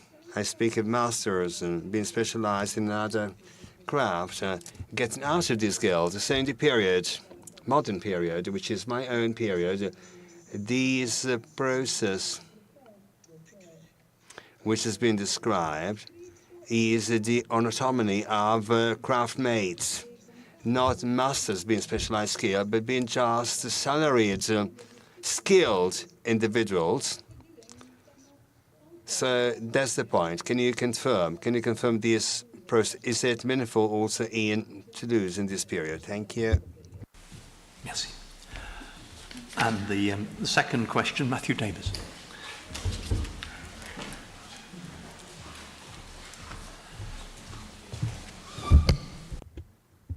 Thank you to all of the presentations this morning. They were all really, really interesting. My question is for Judicaël. I found the resonances with the clothing industry and the guilds in London very, very striking in terms of the structure, the products, and how they're organised. But in a way, this is quite a good moment or opportunity to think about whether guilds are good, bad, neutral, indifferent, the context being that you have very rapid changes in fashion, in taste and demand. And of course, that has implications for skills in particular. The kinds of skills you need to be a tailor in the 15th century are not the same as in the 12th century, for example.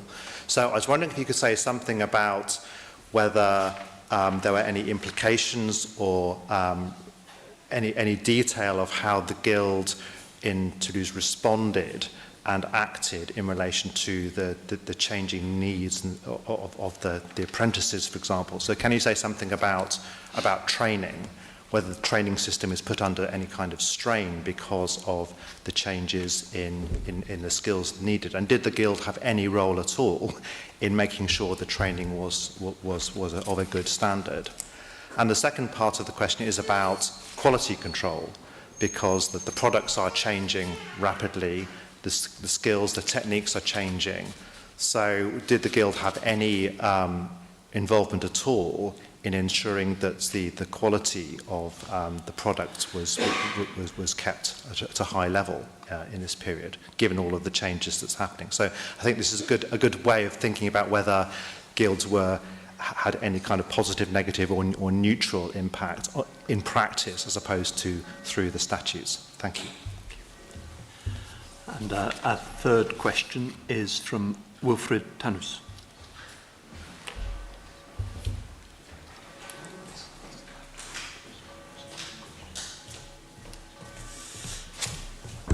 Alors, merci pour ces présentations. Thank you for this presentation. I've just a question for the stakeholders in the autonomy.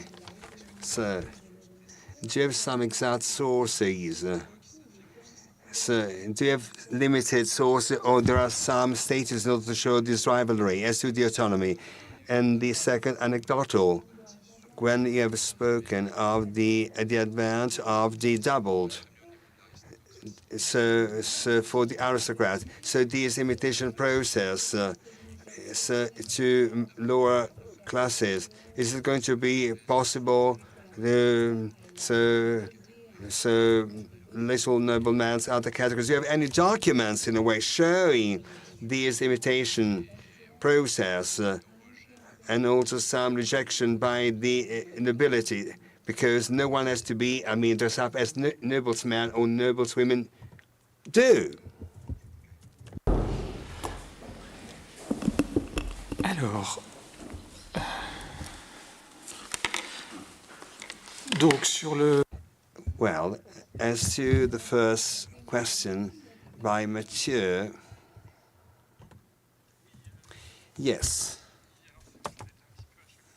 So my answer is an answer as medievalist, you know. So in the Toulouse case, I just have some statutes sources, statutes of crafts. That's the only source I have available. Statutes of crafts, the only statutes available, unfortunately, limiting my capacity to answer some points raised. Well, as to the emergence of crafts from masters in the sources, it seems just from masters, and not many craftsmaids. Not so timely when we say that they can hire such and such individual. This comes from masters, not from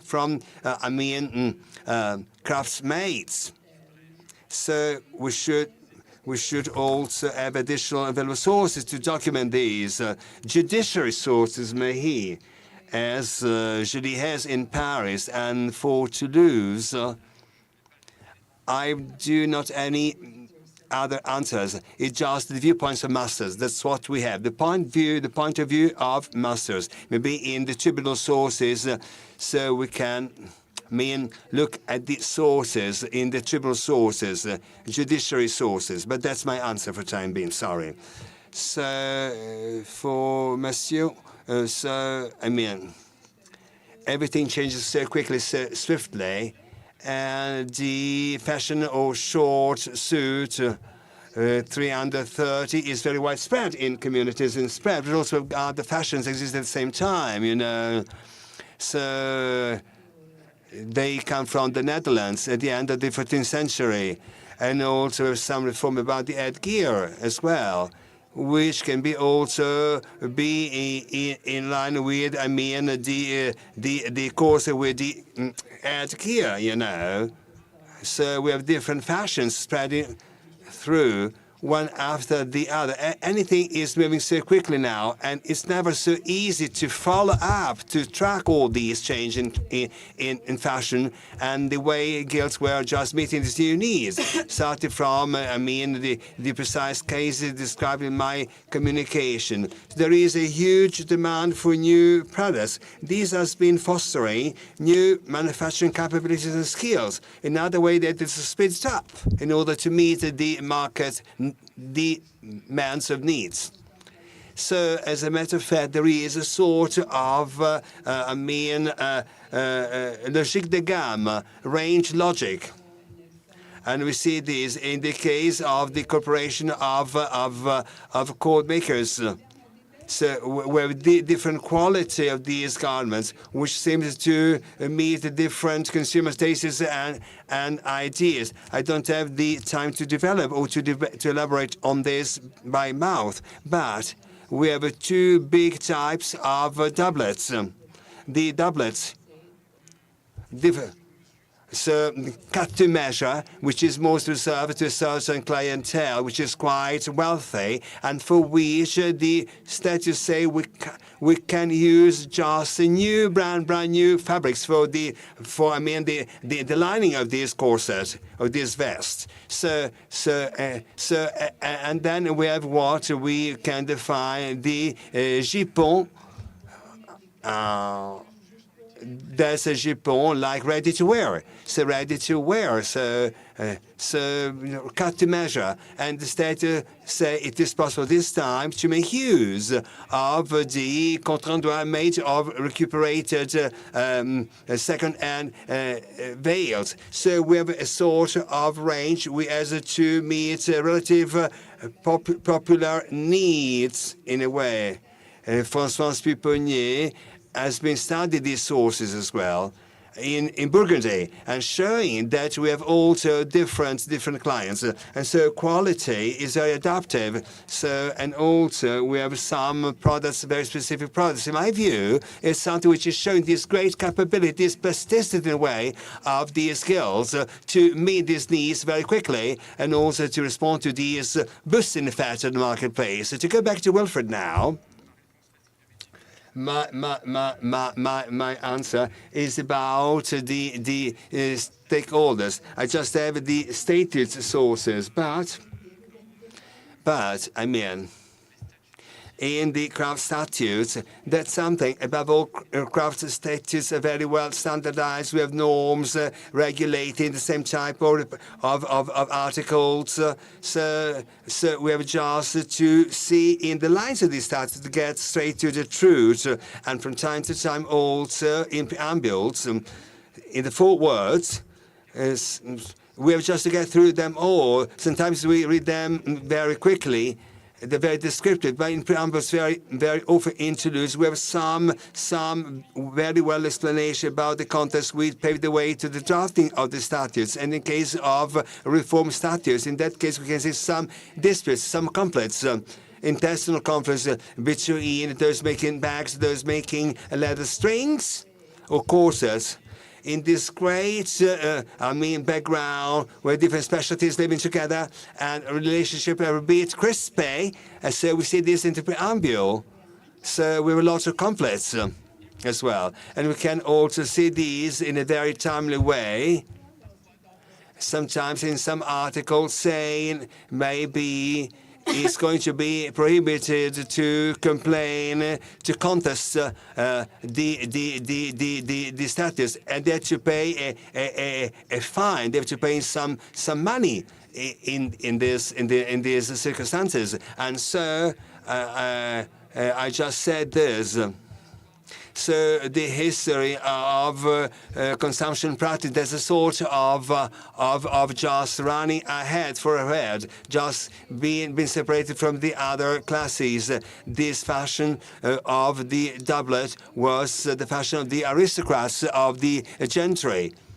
As well. And also we have, in a progressive way, sort of spreading this new fashion everywhere, in the social status of classes, not elitarian, which also entails a reaction. They're trying to do something better. Everything is focused on the quality of this doublet. We use fabrics more and more beautiful. Also, we're resorting to golden threads and silk to keep this strategy of distinction, social distinction. And so this is also seen sharply in different links, in different connections we do foresee. So also we have this strong will. just of the bourgeoisie class to follow the trend of this fashion, to be very hip. Aristocrats, and also the attempt of aristocrats to go beyond the line, and in some cases it's not the case for Toulouse, it's known very well, but it's known everywhere. We can also resort to the laws, sanctuary law. These has been banned, has been prohibited, has been reserved to such and such category of the society of the community, which is very well known in some clothing items. When we have new fabrics, new very expensive fabrics, we reserve to the Italian groups to avoid this sort of messy situation, to avoid also the idea that social hierarchies are not visible on the public by clothing, by keeping this visibility, limiting the consumption of some fabrics, some suits. I hope I answer all these questions. Merci bien. C'est bien, Judicaël, c'est parfait. Donc, nous avons la deuxième série de questions concernant la présentation de Nicolas. Et le premier demandeur, c'est Wilfried Tenus. So let's go on with the second series of questions for Nicolas Moucheront. So I have a question about all the ceremonies for, the appointment of the representatives of the associations in the case of Venice in the Doge's Palace. So concerning this, my question is, since there's a trade which is represented having its seat at the Doge's Palace, well, was it a custom? Was it something usual? Was it a habit? And what justified the thing that only some of the trades were represented at the palace seat or not, and others not?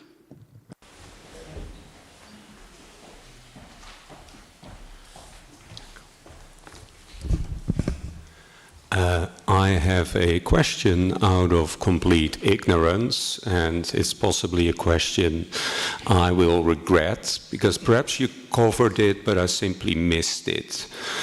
My great-grandfather would produce lime in the Netherlands by burning shells, coquilles. And I was just wondering, was this a technique that also existed on the Italian peninsula? Because, I mean, this is something that you could do very close to the Venetian city center. And since you spoke about the challenges with respect to transportation from quarries to Venice, I was just wondering, did anything like burning shells exist? Thank you very much, Jacob. If I could follow on with a question, which I hope I am allowed to do from here, which is this kind of quarrying impact. You had these very interesting photographs of the production of the materials for later development, and what seemed to be a fairly pristine landscape that was left from this production. But beyond the quarrying impact, is there a greater impact of the sort of spatial redistribution of resources effectively to Venice? Merci. So those are your three questions. Alors, merci beaucoup pour toutes ces questions. Alors, je vais revenir sur cette cérémonie d'intronisation de la dogaresse qui est un rite. Thank you for all these questions. This is quite a particular ritual dating back to the Middle Ages, and well, that was quite occasional, so to say. I mentioned that one of 1417, there was this ceremony where several trades were invited to come to the Doge's palace.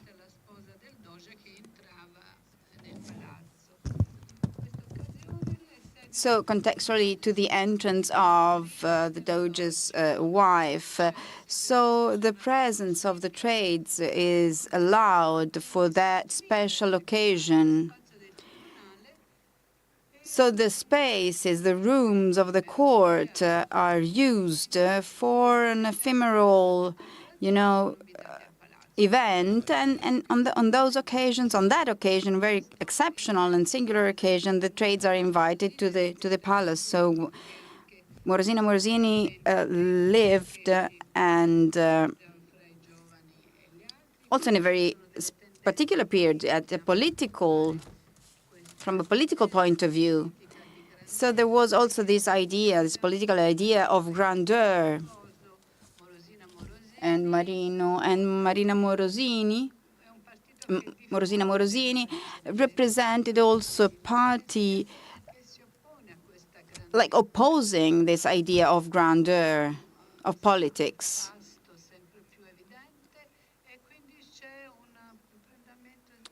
So this is ever stronger. So there's a situation of the people like putting pressure on the conclave for the election of Marino Marini.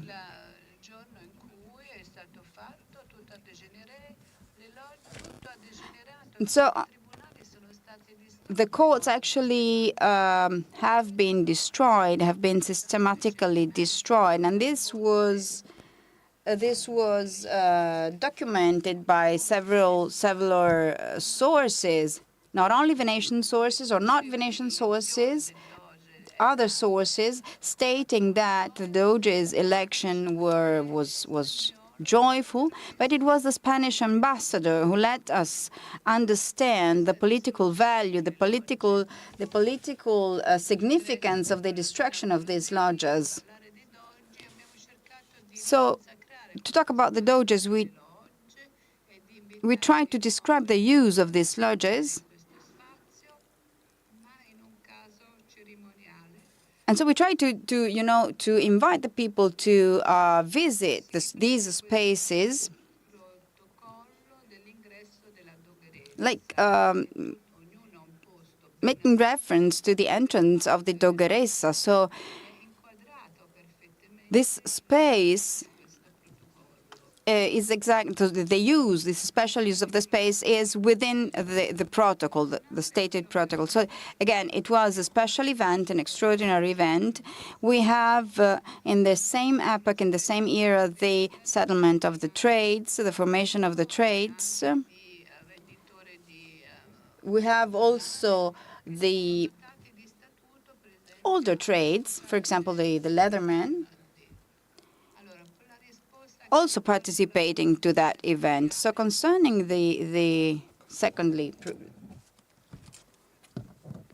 concerning the production of material, actually I could not find references about the use of shells for the production of lime, but it was rather limestone that was used to produce lime, white lime. That was the more precious one. And also stones, yes, cobbles, also coming from Treviso, were used. On the other side, for black lime, there's a volcanic area close to Padua, where also clay is present, and it allows to produce a kind of lime which quite similar to concrete, to cement. Oh, this is about 16,000 production of mortar.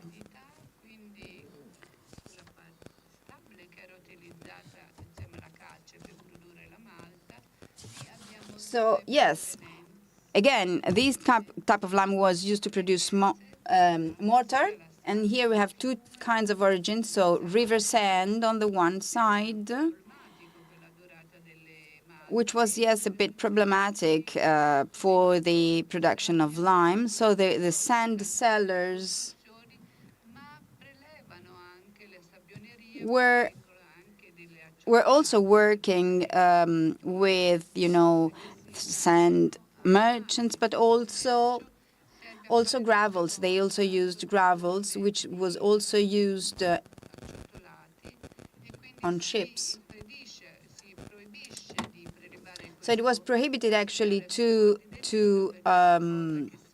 take these materials from the shore of the lagoon, because this material was useful to protect the lagoon itself. So these are protected areas. But so these materials are taken elsewhere, and again, cobblestones, for example, sand and gravel. Concerning the landscape,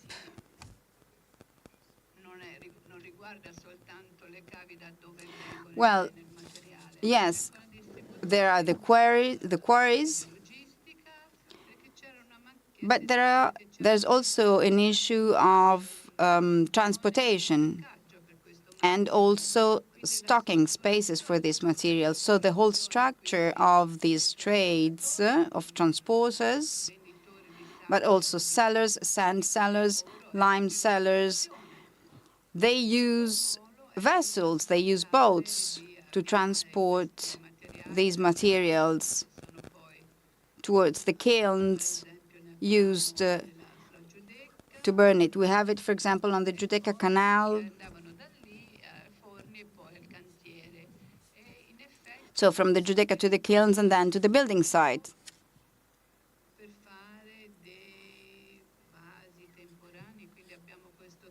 So we have also the issue, again, of transportation. We have transporters moving this material also on public spaces, on public surfaces, and also on private land. So public land and private land. And then they needed, of course, a space to stock this material. So there's a direct relationship between this.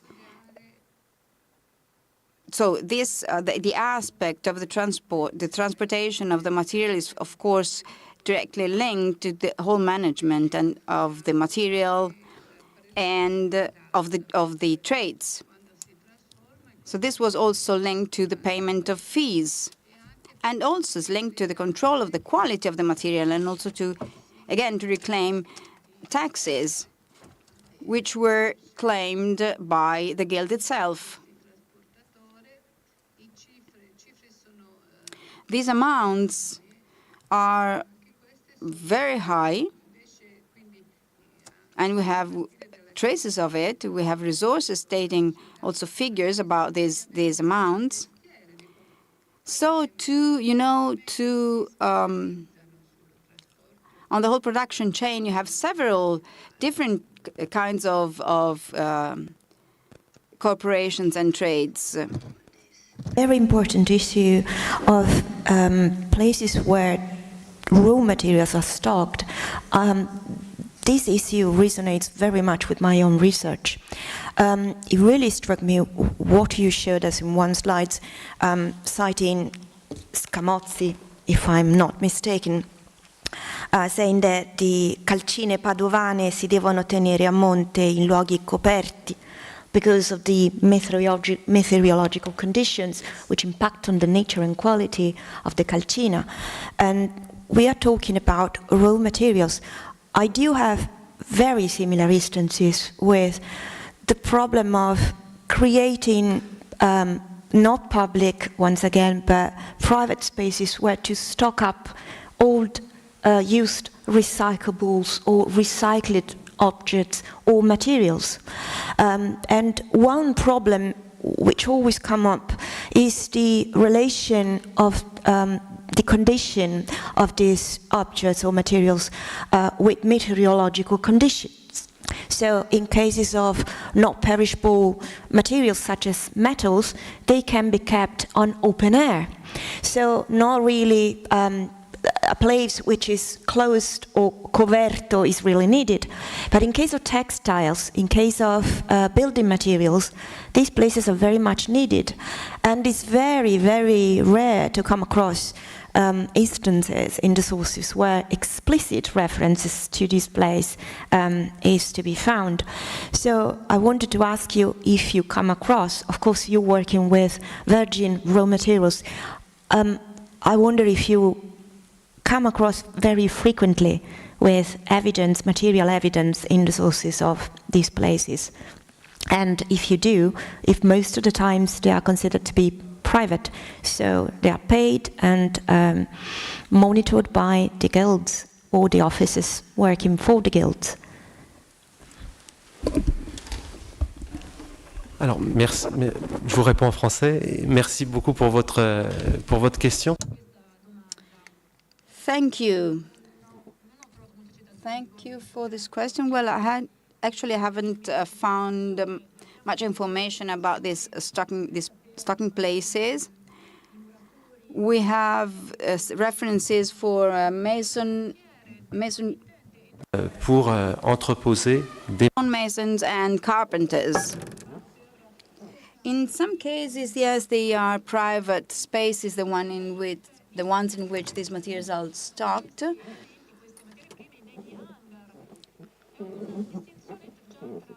So we have here first is the distinction between these two trades in the use of buildings, in the use of spaces and stocking spaces. So there is a control over the places, the working places, the stocking places. So this is true for the merchants of marble, stone. So here we have a higher control, of course. So, and in the modern era, we have something, I have a remark to say. Some stonemasons and carpenters become entrepreneurs, since they do have their own stocking places, especially in the northern part of Venice. So especially in this area, there are a lot of sites where timber is processed, and I have studied this aspect in the centuries we are talking about, and I saw that they have a strategical role in this area because, you know, they have access to water. And therefore it is strategic as well. So you have access to boats. We have said boats were used to transport raw materials to the urban building sites. So yes, I found sources about the production of mortar, for example, in these pools which were, you know, created on the ground, excavated, essentially. And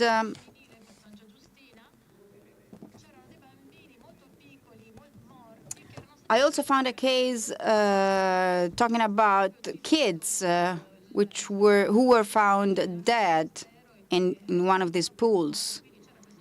So this is again another evidence of this kind of structure in this area.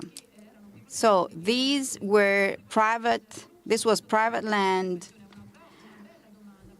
And I thank you again for your question because yes.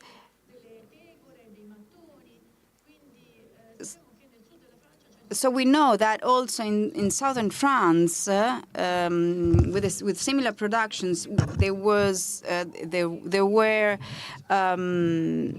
public spaces to stock these materials, and you know you need a lot of space. You need large spaces. Oh, sorry, I could not find witnesses about public spaces used for this aim. And this is very important for merchants in the 17th century. Following up on this subject, because the other observation I wanted to make is on another thing. Okay, sorry. You said also another thing which I found it very similar to what I've been experiencing studying my sources. You said that the decrease in number of intermediaries effectively becomes a guarantee of quality, if, again, I'm not mistaken, during your paper. Yes. For the line, to have less...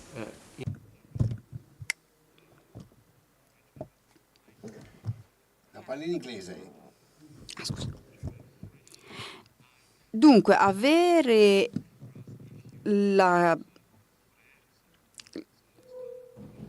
it and to bring it to the building site. Probably it would stay for a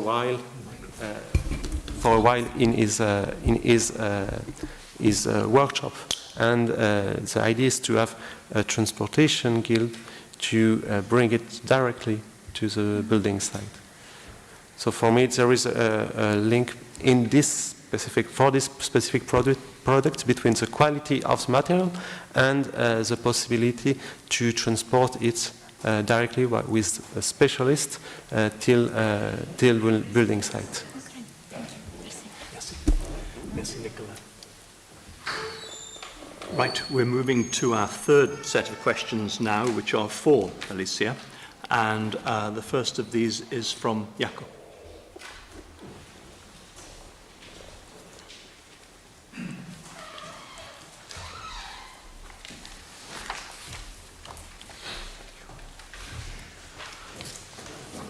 Okay, thank you so much. I greatly enjoyed listening to this paper, and I think that it's very good to bring this new and, well, also very important perspective. Your questions to Nicolas, which we've heard just a few minutes ago, already alluded to the issue of, okay, so if you cannot recycle, what are you going to do with the waste? And I was just wondering, when we think of timber, the obvious alternative use would be perhaps to try to consume it as firewood. So was there any sort of integration with the energy markets? Was timber that was no longer deemed usable sold or collected by suppliers of energy, or was most of the timber not even good to make the stove or something like that? Thank you.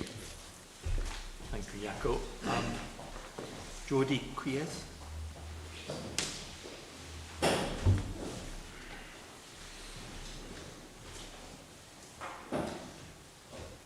Thanks, everybody, and especially Alessia. Sorry, to the microphone, Judy. Okay. Nobody did it. Yeah, sorry, did they not? Well, thank you, and Alessia, my question, I'm working with mints and this kind of activity. So you see there's a big recurrence on the use of, we could translate it as sisal or cuttings or clippings. So it's a scrap, the scrap coming from the metallic activity. And I didn't see in your accountancies and your sources, you were mentioning or you're referring to precious metals. So I was wondering about the barriers, the entry barriers to that activity, if they're coming from the mints themselves, if it's a guild activity, or the mints are becoming irregular as they are not constituted as corporations. So where is the barrier, and why are not your corporations doing this precious activity, which should be, I mean, something like relevant and important? Thank you. Passo Enrico.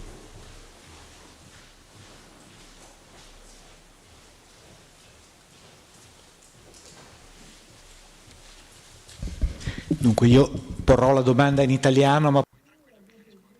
So I will pose my question in Italian, but you can reply in English if you want. So, considering the analysis you did about the guild of the timber workers and about the doubts on the use of timber coming originated from demolishing activities. Since you're working on this topic, I was wondering if in the context of your researches, not about Florence in particular, but if you found references about the use of timber coming from the demolishing of ships, of vessels.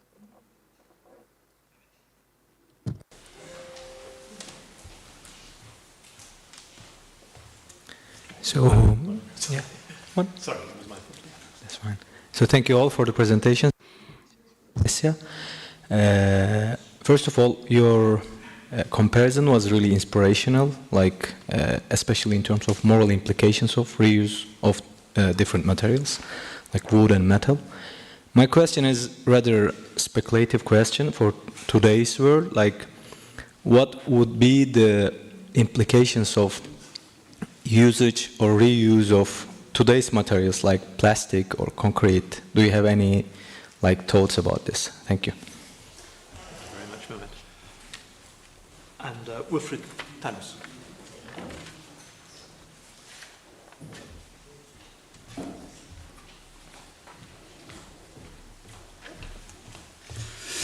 Alors, pareil, merci pour cette intervention tout à fait stimulante. Thank you. Thank you for all your contributions. They were all very interesting about energy transition, reuse of materials, so many interesting points coming from the past. So I would like to talk about Mallorca. We have a lot of shipment, a lot of vessels, many galleys were built. So the arsenals they have no place left to store all the vessels, so they were not like the arsenal of Venice, so that's really smaller. So these vessels were sold, and we had also a decrease in quality of the vessels themselves. So these ships were rebought, often from competitors. So, and here you have the involvement of other trades. But concerning public accountability, public accounts, we have lists of prices for the customers. Do you have in your sources names and norms justifying the reuse of this material, the reuse of this kind of timber? How was quality checked and controlled? How was the reuse controlled in your case? These very interesting and inspiring and stimulating questions. I'll proceed in order. So I'll go with the first. It's a very, very provocative question, what you said. Obviously, and this is the title of my project, you have to make the most with what you have. So you have to use down to scrap and to even very worn out materials what you have until they are completely worn out. When they are completely worn out, you try to find a way to make these materials still usable. So I think it's pretty much obvious, but at the same time it's very legit to think that when timber was no longer to be considered used or reusable, it would just be used as a material to be as a fiery, sort of log material or heating. I mean, just to heat workshops or houses. I do not find instances of this kind of reusage in the statutes. I think it's one of those things you assume from the statutes, but you don't really come across. You do come across in an indirect way when you work with merchant accounts, as in my case. You do find list of expenses for bits and pieces of wood, which are bought on a regular basis to heat the house or the workshop.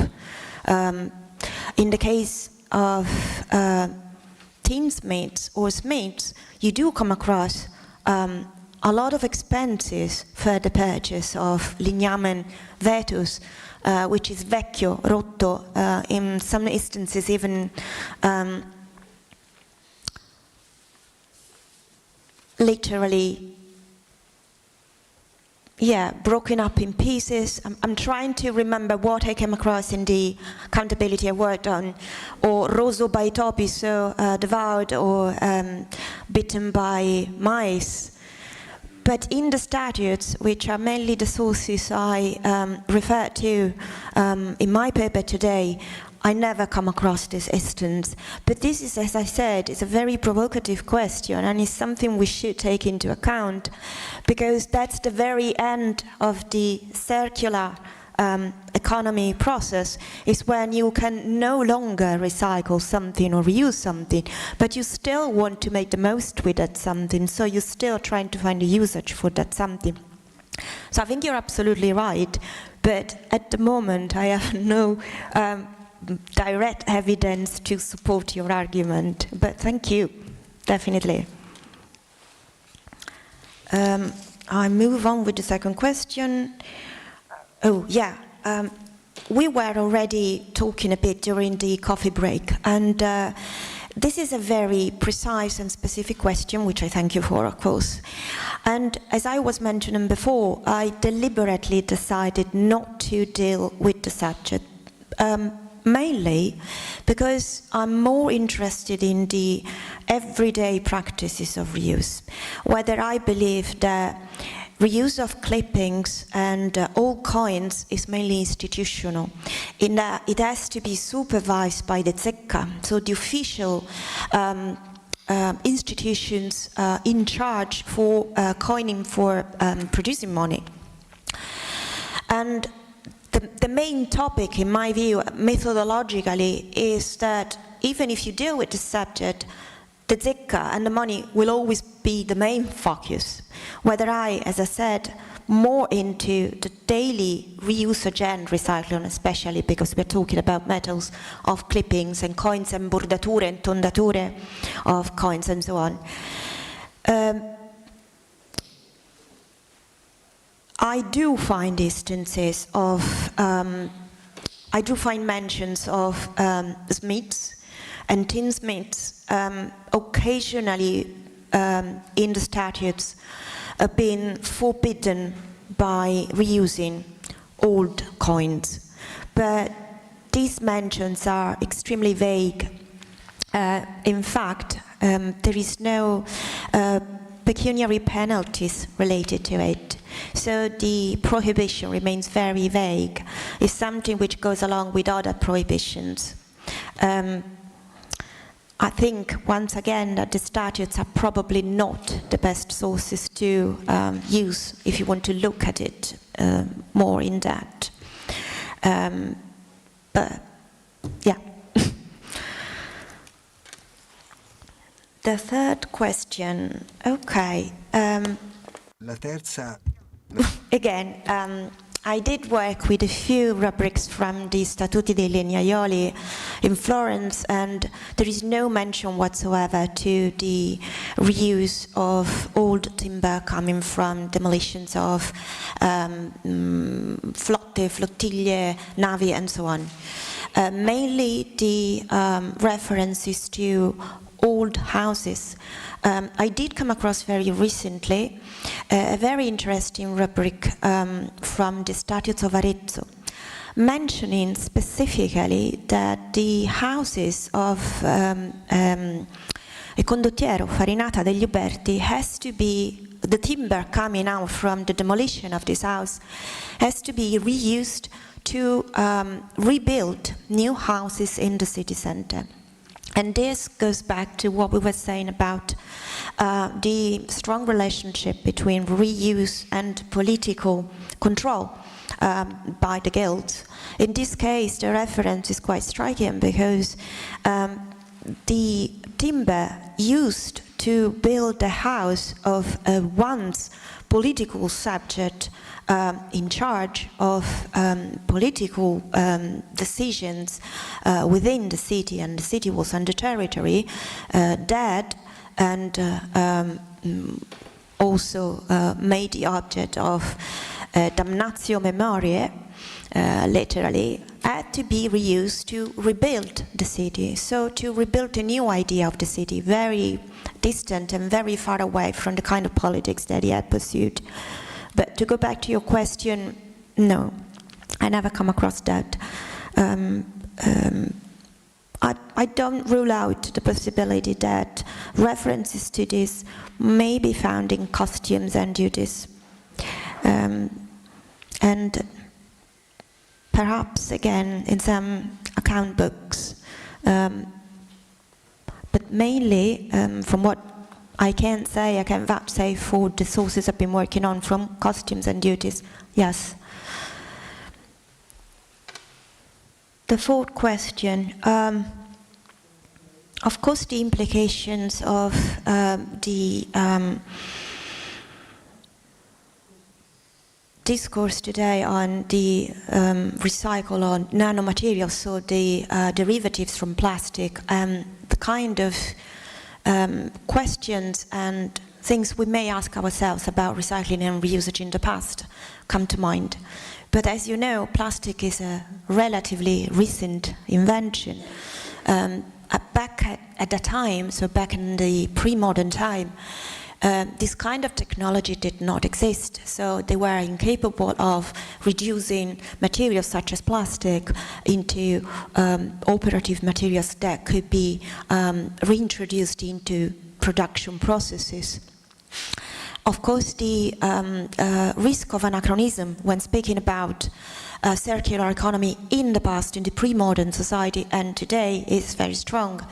But we have to take into account that what we are looking at is a system of virtuous strategies employed back at that time to make use of essentially residual elements or scrap elements from an economy that really not waste anything at all.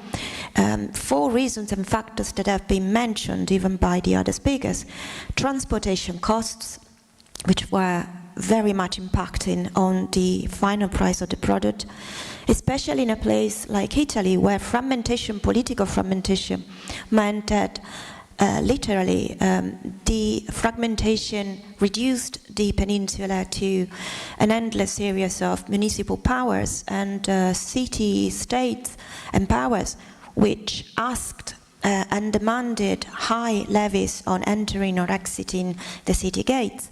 So transportation costs, everything was done by scratch and was done manually. And also raw materials had to be extracted with technologies which are not today's technology once again.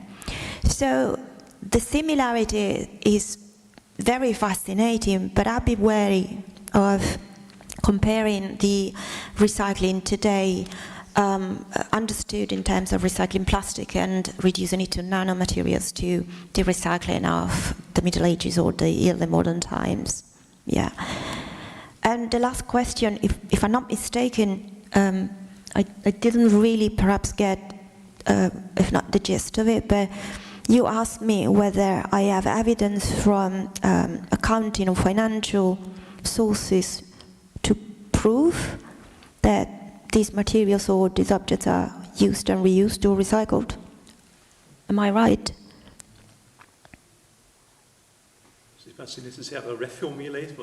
Yeah, please.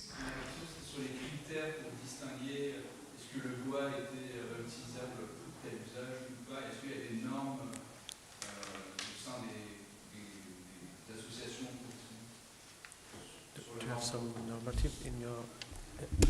I translate. Do you have some normative on your documents to define what kind of wood can be reused and what kind of wood is not usable?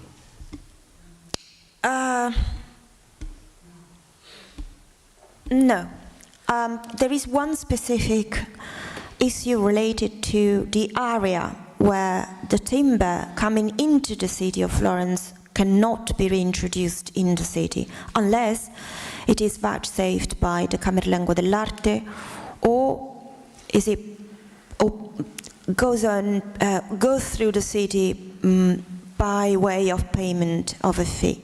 And it's the timber coming from the mountainous area. There is no further specification, which goes on the route going directly to the Piazza Santa Croce.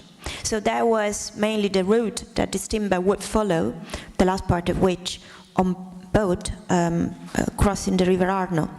But as to whether there was specific mention of the kind of timber to be used or not to be used, no, there is no specification of that.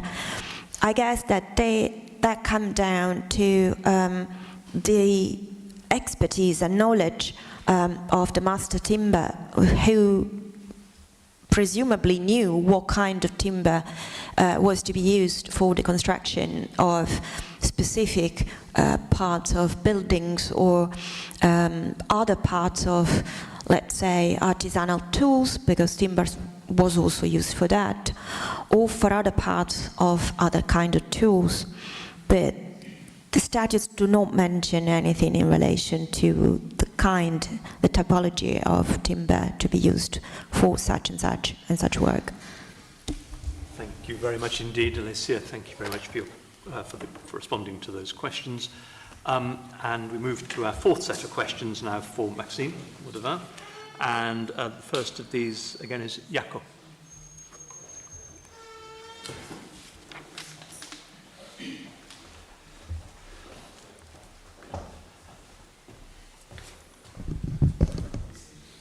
Thanks, Philip, and also thanks for, again, having the privilege to kick off the questions here. So, Maxim, I greatly enjoyed this, in part because I am the proud owner of one of those lead seals of the city of Leiden, dating from the Middle Ages. So I really like that. My question is related to the approach you take is very much about consumption and counterfeiting and making sure that people in Hungary would not purchase low quality cloth, which is one aspect, of course. But the perspective I'm missing a bit is the perspective from the production side.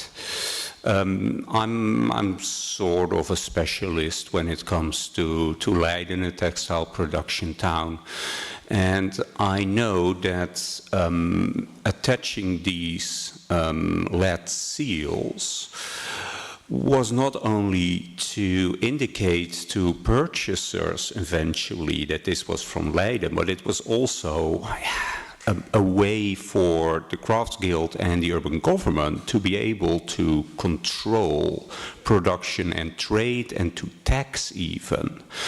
And that was a perspective I was missing a little bit in your presentation.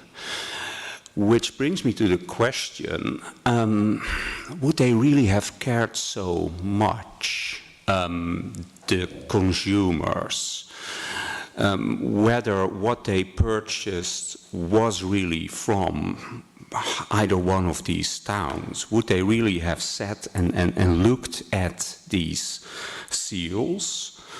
And is there any evidence that they could actually verify that these seals were indeed connected to a famous cloth-producing city?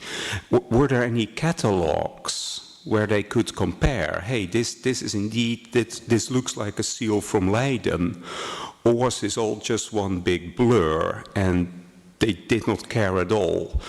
And the only reason to attach these seals was at the production side, not the consumption side. Thank you very much indeed, Jaco. Wilfried Tennyson.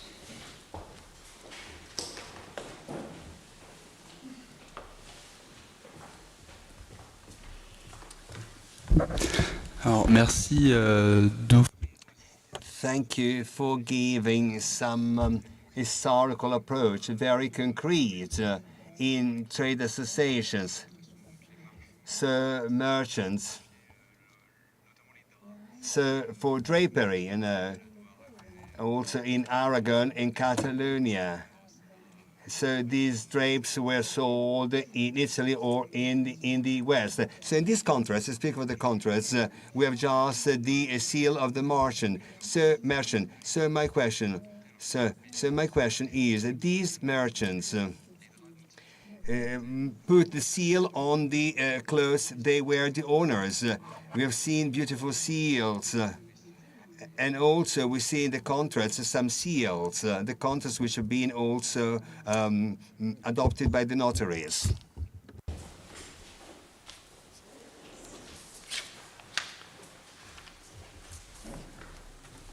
Many thanks for the 4 papers that were... Thank you very much for these 4 papers. Maxim, I really enjoy it too. I was the part on the counterfeited lead seals interested me mostly. Well, the example that I have in mind, and which is very well known by British historians, is the counterfeited sterlings, the sterlings, the pollards and the crocards, which were circulated in Britain at the end of the 13th century. And I was just wondering with regard to cloth. Well, the one of the possible cause I would possibly think of to counterfeit a high-valued good is the scarcity of that good at a given time. And I was just thinking, because I don't know, I know next to nothing to the material of those, the material evidence available for those counterfeited lead seals in Hungary, but during the 1320s up to the 1350s in the Low Countries, there is many much more war disruption, causing overland trade routes to be totally disrupted. And it strikes particularly the Flemish cloth production center. So is there any way to think of possibly other periods of counterfeiting those lead seals prior to the 16th century, but just out of curiosity? Thank you. Merci David. Finalement, Judicaël. Oui, oui, merci pour cette communication qui effectivement montre tout l'intérêt des sources matérielles dans l'histoire du commerce. Et alors, si j'ai bien compris... And if I got you right, so these seals are not dated, and sometimes I find in some ecological contexts we cannot date them back. They're just found in some prospects. And so I was asking myself how you can proceed for dating these seals. And is it possible to date these seals? And if it's possible to date these seals, how can you identify some economic dynamics? So the drop of imports of draperies in some regions, to date this back, and then the increase of the imports of draperies, how can you date this back? How can you date all this when there is a decrease or increase of drapery imports?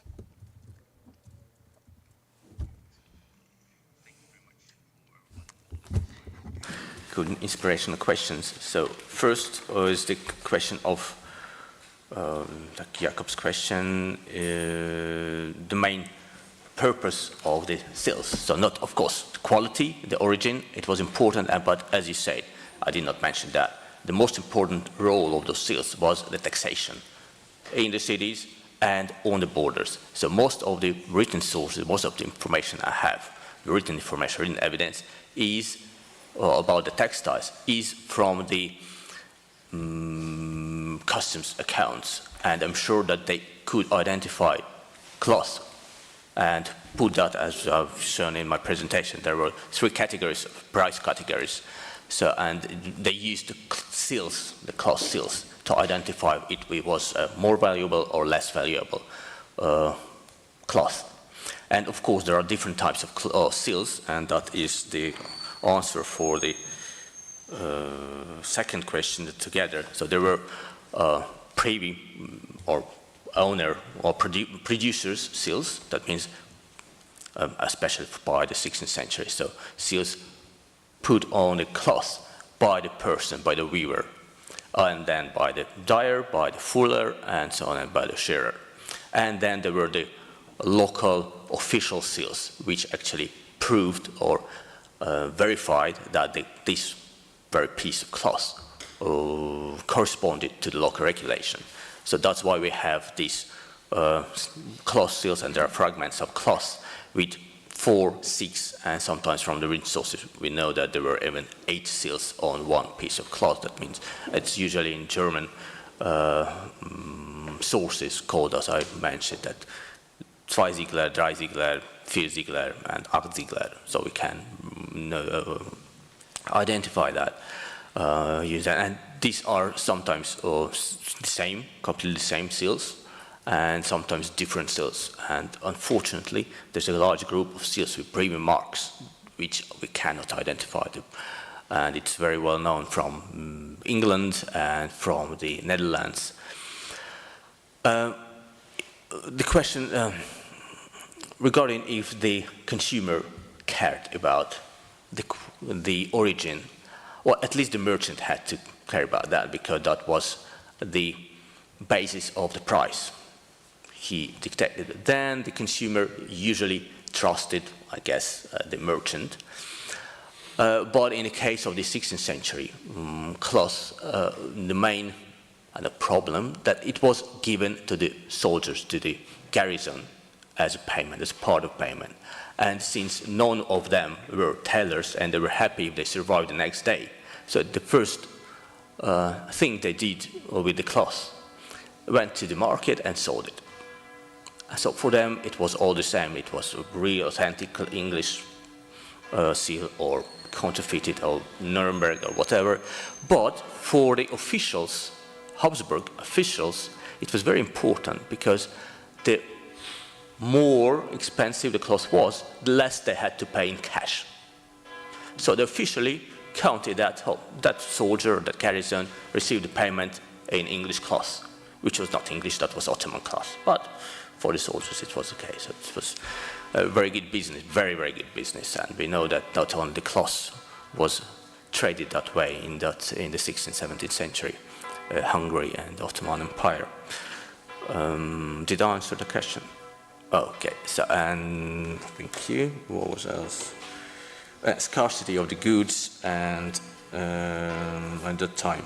Well, in the 16th century, from sources, we know that Nuremberg cloth was was the most popular high-quality cloth in Hungary. High quality, so not the highest, not the most expensive, but relatively affordable, but very good quality. It was made of English wool, and it was dyed and shirred, so it was very good cloth. So of course, it's understandable that it was very, very popular. So we have hundreds of such seals, and from the sources we know that Nuremberg cloth was very popular. The same with the English.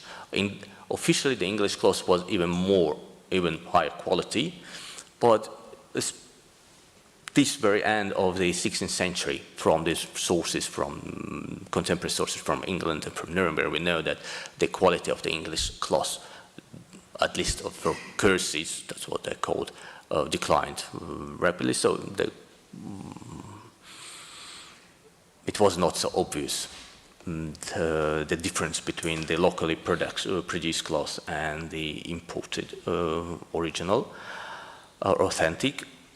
At the same time, about the Middle Ages, so not the early modern time, but the Middle Ages, if there are any traces of counterfeited, I don't know, to be honest, because we have more seals in this period, so there is a possibility to compare. So we can create a classical or archaeological typology. But regarding the late medieval 14th, 15th century, the number of the seals is much smaller. So I was dealing with some seals from present-day Belgium or from Leuven, for example. This is my topic. So comparing with the English seals or Nuremberg seals, we have hundreds of them, and we have 5 from Leuven in Hungary. So and they appear to be quite authentic. So I cannot tell if there were any counterfeited seals in that time. And I think because of the very strict regulation on the borders and firm internal situation in Hungary, it was not really possible to do that in that time, because during the war times, when the officials were interested in selling the counterfeited cloth. It was easier, but in the 14th, 15th century Hungary, I don't believe that it would work. So what else? Oh, dating. How can we date the seals? Oh, it is a very long story. This is the basis of archaeology. So there are typological and heraldic. So heraldry, typology, fonts, that means epigraphy, everything is counted, and of course stratigraphy. That's last. So some seals I can date because of the using coat of arms. So, for example, for English cloth seals, it's very obvious that which coat of arms or which type of coat of arms was used by Henry VIII or by Elizabeth first. And at the same time, we can compare or use the written sources to date the cloth seals, because according to regulation, in some regulations occurring in the Netherlands and Belgium, they state how the cloth seal should look like. And there are also dated cloth seals. That does not mean that the date does not mean that the cloth seal was produced in that time. The date means the year of the regulation, the last regulation for which, or according to which the cloth seal was produced. So it is very complex. I think, for example, for Venetian cloth seals, we have a survived cloth seal. I just was in my presentation from Forlì, and it is dated the donation to the Holy Virgin in the Cathedral of Forlì is dated to 1314, so that really helps. So and all the same seals, completely identical seals, we can date to the 14th century. And it is combined with archaeological evidence, stratigraphy. We know that there are no Venetian cloth seals from the 15th century Hungary, layers. So it confirms that this dating to the 15th century. And the same with the Florentine cloth seals, that most of them are from the mid-15th century layers, which can be dated. So that means there, a couple of days ago, maybe yesterday, there was a paper when it was the collapse of the Florentine wool industry or cloth industry collapsed in the late 15th century. So the archaeological evidence clearly confirms that.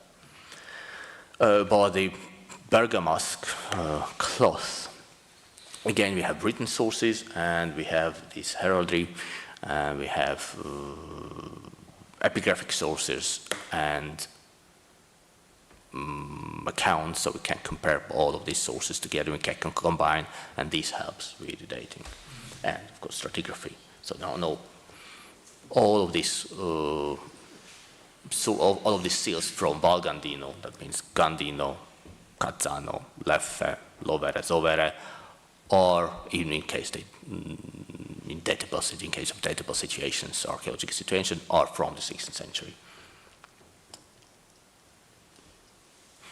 Okay, I guess that's all. Thank you very much. Did I answer everything? Okay, I hope so. So thank you. Thank you very much indeed. Maxime, pouvons-nous, avant de remercier nos locuteurs, je voudrais dire que I would like to say this is a very, very nuanced session with a lot of novelties about the quality control, which is very topical, and also we've been speaking of space, of authorities, very interesting stuff we have been dealing with. I found all that very, very challenging, you know. So we can thank all the speakers for this excellent presentation. Thank you a great deal.